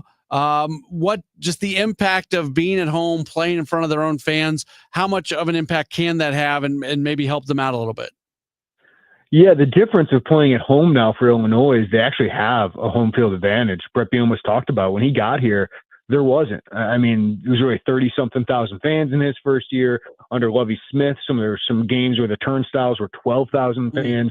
I mean, it was a morgue here in certain games. So they really didn't put any pressure on opponents. So, Ohio State has been to Washington. That's a great road environment, and they played extremely well there. So I don't think they'll be terrified by it, but I do think there's going to be a lot of energy at the start of that game. And can Illinois use that? They did it great against the USC game, which was right after Indiana, right? They came out, played well right off the bat, built a lot of confidence, and that carried the day. So home field advantage is there, but Ohio State can silence that pretty quickly if Illinois doesn't execute early in the game. But if you do, then you put some pressure on Ohio State. You put some pressure on a quarterback in Julian Sayin, who's been really impressive so far this year, but this is still his first year as a starter. Illinois is the first or second best team Ohio State has played, along with probably Texas, even though Texas's offense isn't very good. So, and you have a quarterback who's made a lot of plays. So I think it's really important for them to get off to a good start. But this is a different crowd. Brett Bielema has kind of awoken the sleeping giant here for Illinois with this passionate fan base. Chicago, Indy, St. Louis, so close. It's one of the biggest alumni bases in the Big Ten. And those fans are showing up. So, if you give them a reason to believe in that first quarter, I think that can carry you for the first half. I was going to ask you about the quarterbacks, because we always do the thing where we compare quarterbacks. They don't actually play against each other. They're on the field at different times. But I think it's fun to look at in this one because you do have a young guy at Ohio State who's really, really good and has put up big numbers, but again, is fairly young. And then you got Altmaier, who is the veteran guy. When you look at these two individuals and their profiles being so different, who's got the advantage there? Well, I think Sayin's got the advantage because he has the talent around him, right? His offensive line has protected him really well. Ohio State's run game isn't great, but it's been more consistent than Illinois', and he has the best receiving crew in the country. Jeremiah Smith's probably going to be, if not the number one pick in 2027, the number 2 and number 3 pick based on the quarterbacks. And then Carnell Tate's probably a first-round draft pick, a Chicago kid that is unbelievable. Max Clare is going to be potentially a top 50 NFL draft pick, and you just go up and down the line. He's got a lot around him. Luke Altmaier is not barren of people around him. Hank Beatty's turned into a star. He's turned into a guy who could be an all-purpose All-American in that role. He's an all-Big Ten receiver. Colin Dixon has really emerged. They got a good group of running backs, but the offensive line has been inconsistent. It's a veteran group, but they've just been a little bit inconsistent. They're starting to put it together a little bit. But Altmaier, if you get this game in the fourth quarter, I'll side with Altmaier because that's where he has been unbelievable. But can you get it to the fourth quarter? Altmaier's been one of the clutchest quarterbacks in the country. He's led 6 comebacks in the last couple minutes in overtime over the last 2 years. Illinois is 6-1 in one-score games, mostly because of what Altmaier has done. So you got to give him that chance. You got to protect him. You got to run the ball. You got to be able to control the clock a little bit in this game to limit Ohio State's possessions. Those are all big ifs, right, against this kind of Ohio State team. Julian Sayin's really good. I mean, he's a 5-star prospect for a reason. He's incredibly accurate. He's incredibly poised. Reminds me a lot of how Tommy DeVito was for Illinois, only saying a redshirt freshman, and Tommy DeVito was a sixth-year senior that year. So I think I'm very high on him. He's a great point guard for what they do, but Altmaier certainly has the advantage and experience. Just got to give him a chance in the fourth quarter. You mentioned Hank Beatty, and he had a huge game last week against Purdue. Altmaier throwing for 390 yards, and 186 of it went to him. Do you suspect that from an Ohio State standpoint, they're keen in defensively on that Altmaier to Beatty connection? Is that their number one key to try to slow down Illinois? I think their number one key is make sure they don't run the ball and rush the passer, because Illinois has really struggled to handle pressure. And when they get in the third and long, they've been not able to handle it, whether it's the offensive line, communicating, the tight ends and running backs blocking, or Luke Altmaier just making some quick decisions to get the ball out. So that's been really difficult for Illinois. So I think if Ohio State forces Illinois into third and longs, they can really feast. I mean, Arbel Reese is kind of a Micah Parsons type prospect. They kind of line him up everywhere on the defense. Their defensive line is full of NFL guys. Someone's got to have some first down success, get the ball out quickly, get it to your running backs, get it to your tight ends, get it to Beatty, Dixon on some screen passes, and then be able to run the ball a little bit. Maybe it's not a dominant performance, but just to get Luke Altmaier in some of those third and shorts so you can prolong these drives, have some better chances. But yeah, Beatty's a great player, but Ohio State's got pretty good players guarding him too. So I don't know if they're going to key too much. I think they just want to put as much pressure as possible on Luke Altmaier so that he can't pick them apart. Last thing for you, we're talking with Jeremy Warner from the Illini Inquirer. You look at the schedule the rest of the way, and right now, none of the remaining opponents are ranked for Illinois. And if they end up losing this game and they're a two-loss Big Ten team, you feel like there's a pathway to the college football playoff, that's not an impossibility. Is there some importance, even if they can't win this game against Ohio State, just because you're not going to have a lot of great opportunities to really impress against great teams the rest of the way? Is there just importance to this game in kind of showing who you are, even if it's not a win? Absolutely. Illinois has to show after that 53-point loss at Indiana that it can compete with one of the best teams in the country. Because even if you go 10-2 and you have a win against a USC team that I think is going to be ranked at the end of the year, a win against Duke that I think that win is going to age well. It already is aging well. And a win at Washington. I think Washington's a good team, and I think they could be receiving votes. You know, I'm not chalking that one up for a win for Illinois yet. So, but if you do win out after this, and I think they'll be favored in 4 of their final 5 games, then yes, you need to show you can make this a 4-quarter game, be in the hunt, kind of like they were last year at Penn State. It was 14-7 with 5 minutes left. You know, Illinois didn't play all that well. Penn State kind of dominated that game, but they kind of hung around and had a chance to win. I didn't think that was a bad loss in Happy Valley. But in this game, yeah, you got to make it close. You got to show that you can compete and have a chance. Because if you lose by 30 points, even if you go 10-2 and have some good wins like USC and Washington and Duke, I don't know how the committee sits there and goes, yeah, we're going to put this team in and they're going to have a chance. They wouldn't have showed that against 2 playoff caliber teams in Ohio State and Indiana. So yes, I do feel it's really important for Illinois to show they can be competitive. He is Jeremy Warner. You can he's publisher of the Illini Inquirer, IlliniInquirer.com. That's part of the 24/7 Sports Network. So if you subscribe, you get all the access to 24/7 Sports when it comes to recruiting and all the various team sites. 24/7 Sports, the absolute best when it comes to that. So you get a lot for that subscription. Really appreciate you taking some time. Hopefully it's a good one tomorrow, and we look forward to talking to you again down the line. Absolutely. Anytime. Thanks for having me. You bet. Very good. That's Jeremy Warner joining us on the program. We appreciate him spending a few moments with us. It's going to be a fun day tomorrow on college football. I know people in this area are bummed out by the fact that both Illinois and Missouri are kicking off at the exact same time. Missouri is going to be an 11 a.m. kickoff, and Illinois is going to be an 11 a.m. kickoff as well. You'd like it if those games were staggered a little bit. Those are the 2 of the 3 big games in college football, the other being Indiana and Oregon. That game is going to kick at 2:30 tomorrow. So that's the game that comes up afterwards. Those are your 3 games that are involving 2 top 25 teams playing against each other, but it should be a pretty good day. There's some other interesting games, even if not both teams are in the top 25. We're going to take a break, and when we return, we are going to hear from Chiefs quarterback Patrick Mahomes, his weekly conversation, courtesy of 96.5 The Fan in Kansas City. That's up next here on KMOX. It's the most inspiring night in sports, the Musial Awards at Stiefel Theater. You can be in the audience for this nationally televised event from St. Louis. Named for Stan the Man, the Musial Awards celebrate those who uplift us through their extraordinary sportsmanship. Experience the remarkable moments and people that make this an event like no other. The Musial Awards, presented by Maryville University, Saturday, November 22nd. Tickets at musialawards.com. When we started Neoviten back in 2009, we wanted to create a multivitamin that we would take ourselves. That's why we use quality ingredients in our Neoviten Original Formula multivitamin. With over 20 vitamins and minerals, along with our physician-formulated proprietary blend, you can be sure you are getting the highest quality daily nutritional support. Give Neoviten Original Formula multivitamin a try for yourself. Find it at your local Schnucks, Deerbergs, and online at neoviten.com. Feel like everything's clouded by doubt? Visit CaliforniaPsychics.com. Our psychics are available to talk 24/7, and we guarantee if it's not life-changing, it's free. Experience the joy of certainty.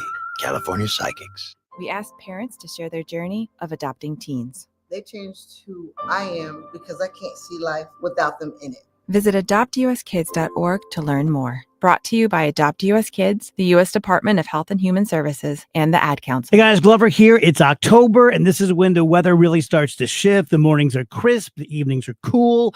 Before long, those chilly fall breezes will turn into full-blown winter winds. Right now, buy 2 windows to get 2 free with no limit, plus enjoy 0% interest for 3 full years.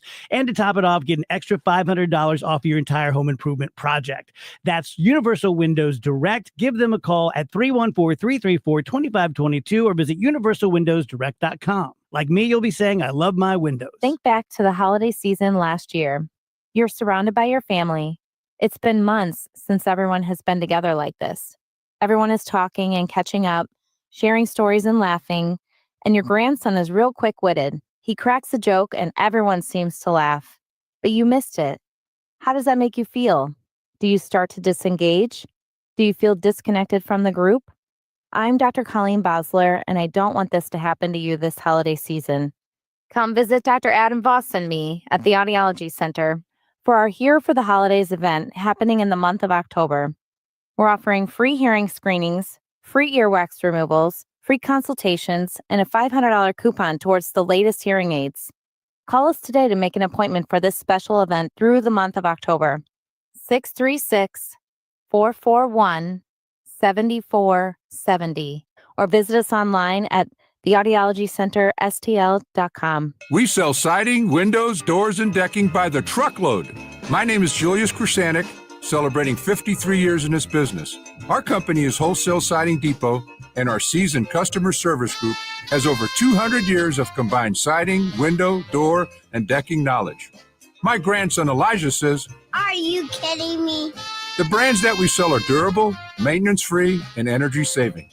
Featuring Anderson, CertainTeed, Viwinco, Provia, Masonite, TimberTech, and others, offering the best selection of styles and colors available in this industry. And better yet, our prices are wholesale every day. Last, our Peace of Mind initiative also includes a free contractor referral service to take care of your installation concerns or needs. You are just one click away from keeping it local, family, and professional. Please visit WSDepot.com. That's WSDepot.com. Fridays mean football. From a zoo to the NFL, we've got your weekend covered. All three, ready? It's Friday football on KMOX. Welcome back in. It's Graybar Sports Open Line right here on KMOX. We have reached that time of the week where we always listen in to a conversation that Kansas City Chiefs quarterback Patrick Mahomes had with our sister station in Kansas City, 96.5 The Fan, and specifically with their afternoon host, Carrington Harrison. Always enjoy being able to listen to Mahomes talk. Obviously, from a Chiefs standpoint, it hasn't quite gone the way they would like it to go so far. They're coming off a somewhat unexpected loss to the Jaguars this past weekend, and now they've got the Sunday Nighter coming up when they take on the Detroit Lions. As they opened up the conversation, Mahomes talked a little bit about the Monday Night Countdown conversation. He was able to be alongside of Travis Kelce and their coach, Andy Reid. They were talking with Jason Kelce, Travis's brother, and just that experience of that whole group being able to be together. Yeah, I mean, it's really cool. I mean, obviously, those are guys that are going to be in Canton one day, and to be able to have conversation with them, and obviously, they're all friends of mine, and so really cool just to get the insight. And obviously, the stuff on camera is awesome, but the stuff behind the scenes is even better. And so, honored to call them friends and my coach and my teammate. I went back and looked this up. Do you remember your first Sunday Night Football game at Arrowhead? Because I completely forgot when it was. Do you remember it? No, only one I can think of is like the Bengals one. I don't know if that was the first one, though. That was one of the early ones in my career. That was your first. You guys won 45-10. I looked this up. You threw for 4 touchdown passes. Kareem Hunt led you guys in rushing, and Travis Kelce led you guys in receiving. This was in your first year as a starter in 2018. Kareem Hunt leading you guys in rushing, and Travis Kelce leading you guys in receiving. Some things never change. Yeah, no, I mean, we've had a good run. So, yeah, I mean, obviously that was a good night. So hopefully we can do something to replicate that. But I mean, we're going up against a great Lions team. So I think it'll be a tough challenge for us, but we're excited for it. You talked about this before, that 3:25 is your favorite time. But what is it like to play under the lights at night at Arrowhead? It's really cool. I mean, obviously the fans and like how loud they are and how passionate they are. But I think just the stadium and just being in the stadium and the whole environment. I mean, you can feel the history of the game. You can feel the history of the stadium. And so to be able to come out of the tunnel and be at Arrowhead, a night game, it's a thing that I'll never get tired of, and something that I'll cherish those memories later on in life. Right now, we're talking to the quarterback of the Kansas City Chiefs, Patrick Mahomes. Patrick, I feel like we were in the exact same place the last time that you guys were in a home game. You guys were 1-2. And it was the difference in being 2-2 and then 1-3. I feel like we're in the exact same place heading into this matchup against the Lions. Yeah, I mean, obviously we're going up against another good football team and a game that we really need to win. And so it's going to take us just being the best that we could possibly be. I think we've done it in spurts throughout the regular season so far, but we got to be better at being consistent through an entire game from the beginning to the end. And that's what it's going to take in order to win this football game. What is it about the Lions offense that makes them so dynamic? Yeah, I mean, they got a lot of great players and they have a really good scheme. So, I mean, I think they do a great job. I mean, obviously they can run the ball, they can pass the ball. Jared's done a great job of distributing the ball to all their different playmakers. And when you have that many good players and that good of a scheme, it's hard to account for. And they've done a good job of that these last few years. Is it frustrating for you to see the improvements and growth that you guys have had in the team, but maybe not that being reflective in the record? I think the offense has had a great transformation over the course of the season so far, but you guys sit here in 2-3. Is it frustrating to see the progress that you guys are having on a day-to-day basis, but that not being reflective in the record? Yeah, for sure. I mean, I think it's just frustrating to lose in general. So, I mean, I think obviously all you can do is continue to get better and better. But more than that, I think obviously we've done a lot of things positively, offensively, but we got to make the winning plays. If you look at all our losses, if it's the interceptions down in the red zone or a couple plays here and there, we haven't made those winning plays offensively. And so I think that's something that we can improve on. And if we do that, I think with how we're playing offensively the rest of the way, that we can be a high-powered offense and help take pressure off our defense so they can go out there and do what they need to do. You personally, and a lot of guys on your team, you've been through the ups and downs of a season, so I don't think that you personally are in a panic mode. How are you keeping guys kind of even keel that haven't been through the battles, haven't been through the ups and downs, that just because we're 2-3, there's still obviously a lot of time to turn this thing around? Yeah, I mean, all you can do is focus on the day. You know, we've kind of had all types of different seasons over my tenure, but we've always figured it out at some point. And so we're going to go to work like we always do, try to keep up the intensity, get better at executing and cleaning up the penalties and the little things that we've done throughout the beginning of this year. But at the end of the day, man, we got to go out there and just execute and go out there and prove it on Sundays. And we haven't been able to make those winning plays, and we got to find a way to make those plays. And all we can do is focus on today's practice and focus on this week against the Lions. Right now, we're talking to the quarterback of the Kansas City Chiefs, Patrick Mahomes. Patrick, let's go back to the Monday night game. Can you take us through the interception? Can you take us through what you saw? Can you take us through the play? Yeah, for sure. I mean, they were in that kind of a cover zero type look, and we had after just film and stuff like that, when they gotten inside that 5-10 yard area, they haven't shown what we call poppers, where guys blitz and then they pop back out. And that's something that they did more in the field. And so we were alert for that in the field. But obviously I got to the check that I believe was going to be the right play. And even though that I hadn't seen it on film, I got to still see the throw before I throw it. So I got to the check and we got Juju wide open. And we thought they might do what they did, which is two guys take one of our receivers. You got to still see the guy in front of Juju and try to progress to the next route. So obviously can't make that mistake in that type of game. And then after that, got to find a way to get them down on a tackle or slow them down for my teammates to get there and make that tackle, because that was a 14-point swing, and it obviously was costly, and it kind of cost us the game. I was going to ask you about that tackle. What are you advised to do in this situation? Obviously, you're a very important player. No one wants you to get injured on that play. Are you trying to bring him down? Are you trying to slow him down, push him out of bounds? Like, what's your thought process when that's happening? No, I mean, I've never been advised anything else other than get the guy down. I mean, I'm a football player at the end of the day, and I made the mistake, so I got to find a way to make the tackle. And he got me with a good move, and I wasn't able to get anything on him to slow him down enough for the other guys to get there. But when you're kind of in that quarterback position on interceptions, it's kind of like playing safety. You're kind of the last line of defense, and if you don't make the play, you got to at least slow them down for others to get there to make the play. Patrick, I don't feel like a lot of people are going to reference this, and I get it. You guys lost the game, but the drive that you guys put together for your last offensive drive where you got a complete, set of time, that was like a really good drive. What do you think made that drive so successful? Yeah, I think guys just accepted the challenge. We've been in those situations before, but it was good to see guys accept the challenge of kind of dealing with some of the adversity that we had dealt with the interceptions and the kind of the stalling out drives that we had in that second half, and guys to step up and say we need a touchdown. Let's go get a touchdown. And we did a great job. The offensive line did a great job protecting in that situation. The guys got open down the field, and then we didn't hurt ourselves with penalties or anything like that. So that showcases what we can be, but we got to do that more consistently throughout an entire game. I feel like watching a lot of these shows that you've been featured in, I've seen you train. I know the kind of work that you put in. And when you had that run where you get away from the defense, I felt like I had that one Leonardo DiCaprio gift. Like, ooh, I've seen him work on that before. Yeah, no, I prepared for this stuff, and I know I might not be like the number one rusher or anything like that, but I always prepare myself that I can get out of trouble if I need to, and whenever it's called for, I try to use my legs and use my mobility to go out there and make things happen. Talking to Patrick Mahomes here for a couple more minutes. Patrick, what do you make of the AFC right now and the amount of parity that appears to exist? Also in the division, this feels like you guys are in the middle of a very difficult race with three teams that could possibly win this thing.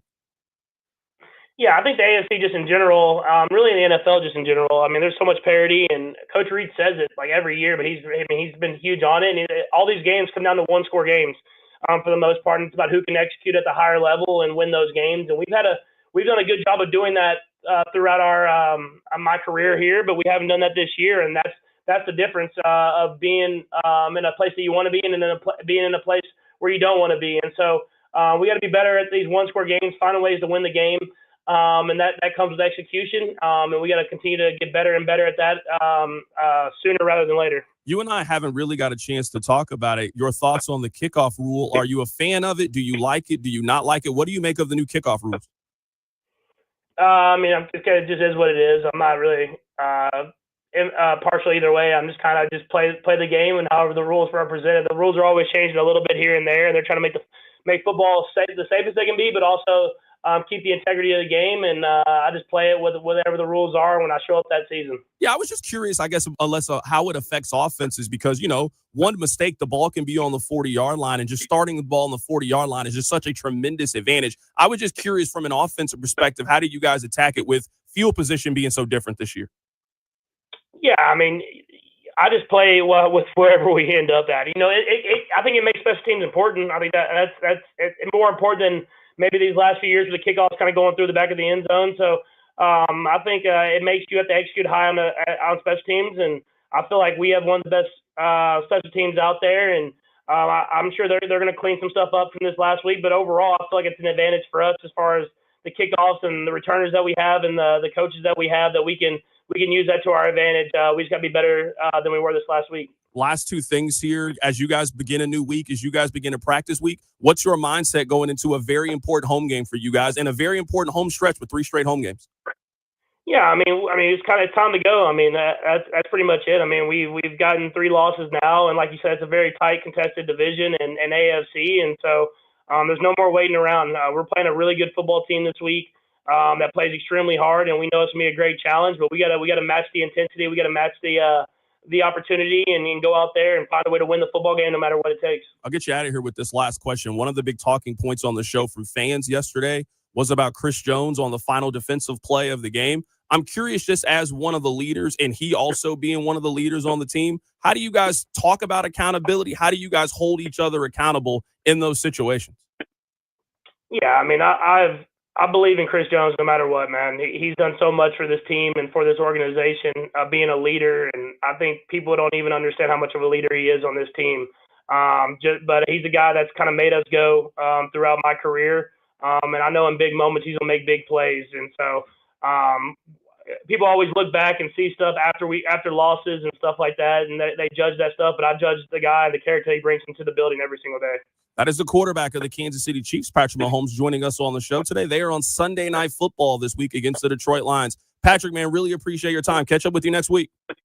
Yeah, appreciate you. That is Chiefs quarterback Patrick Mahomes talking on our sister station, 96.5 The Fan in Kansas City, with host Carrington Harrison. We always appreciate them providing that interview for us. We do have Chiefs football coming up on Sunday night. They are going to take on the Detroit Lions, and you'll be able to hear coverage right here on St. Louis's home for Chiefs football, KMOX. One more break. We'll come back, and we'll wrap up this edition of the program. It's a Gray Bar Sports Open Line on KMOX.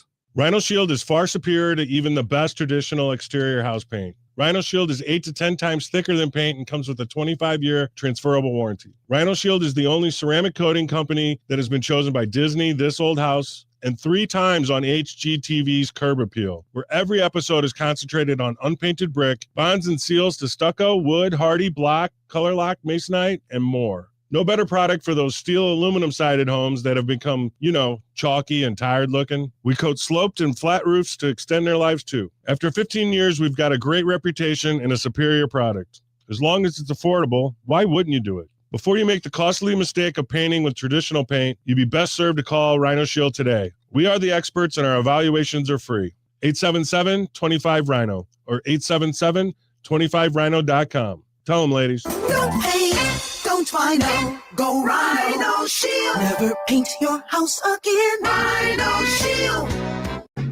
KMOX proudly supports the Mutual Awards, returning to Stiefel Theater Saturday, November 22nd. You can be in the audience for this nationally televised event, hosted right here in St. Louis. Named for Stan the Man, the show celebrates the year's greatest moments of sportsmanship and those who embody class and character. Experience the extraordinary moments and people that make the Mutual Awards an event like no other. For more information, KMOX.com/events. Hey, it's Jeff Sachs at Sachs Financial. Did you know that you have a pension and there are ways to maximize how you take it? That's right. It's called Social Security. Find out more at retiresafestl.com/guide. That's retiresafestl.com/guide. Wesley Financial Group is not a law firm, and Chuck McDowell definitely not an attorney. This is Chuck. If someone talked you into buying something really silly and you want to get out of that silly little thing, my advice, get the facts. Call me and I'll send you our timeshare exit kit absolutely free. Inside, you'll learn how timeshare works and all your options for cancellation. Call Wesley now for your free timeshare exit information kit. 800-384-9393. That's 800-384-9393. I met my wife in law school at the University of Florida. She was from upstate New York and I was from Kentucky. We met at a daily mass at St. Augustine's. She was the most beautiful girl I'd ever seen in my life. After communion, I followed her out of the church and got her phone number. The rest is history. I'm John Morgan of Morgan & Morgan. Little did we know that one day we would have 4 children and the largest injury firm in the world. All 4 work in the business. It's a family business. Did I ever see this coming? Hell no. We just worked very hard and treated our clients like we would want to be treated, like family. It's a full-service injury firm, auto accidents, medical malpractice, workers' compensation, Social Security, and insurance disputes. We're open 24/7, 365 days a year. Visit forthepeople.com and we can get to work on your case. No recovery, no fee. Morgan & Morgan, for the people.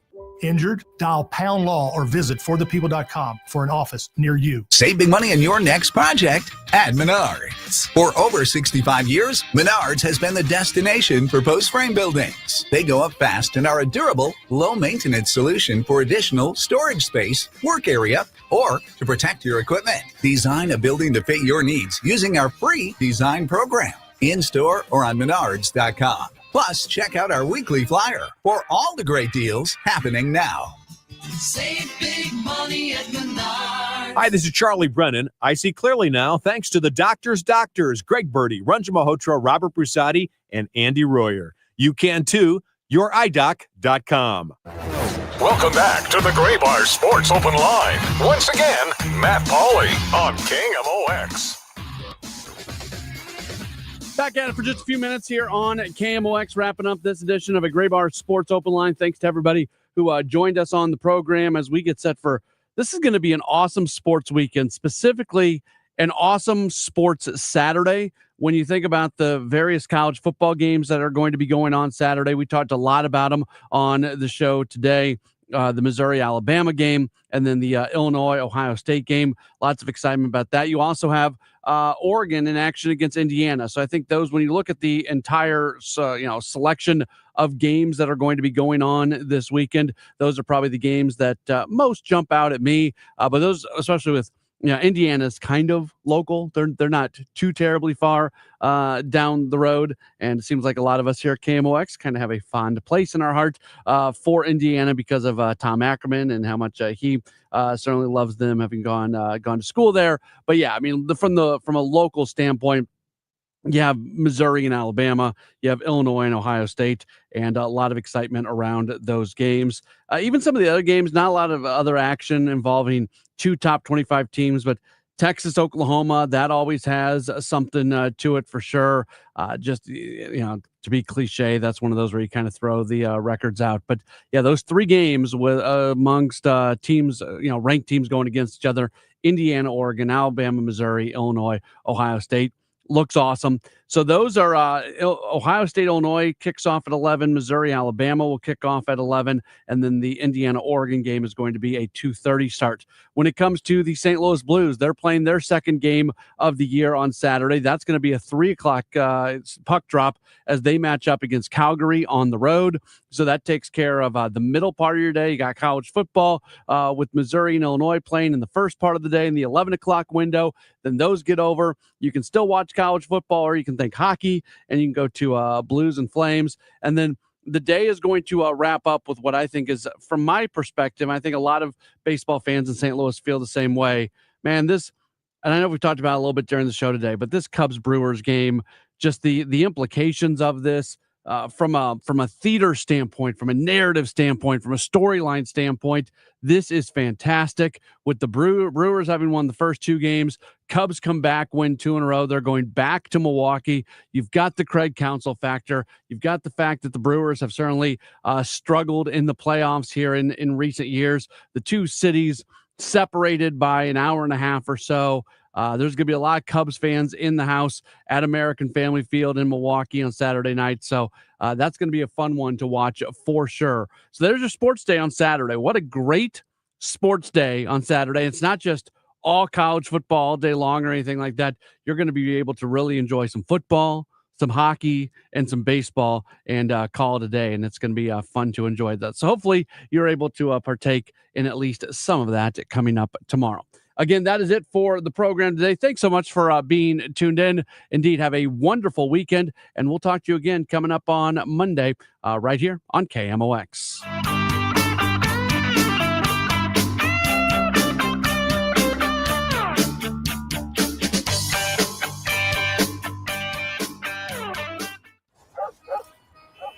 Do you hear that? Asthma triggers are everywhere, from dust mites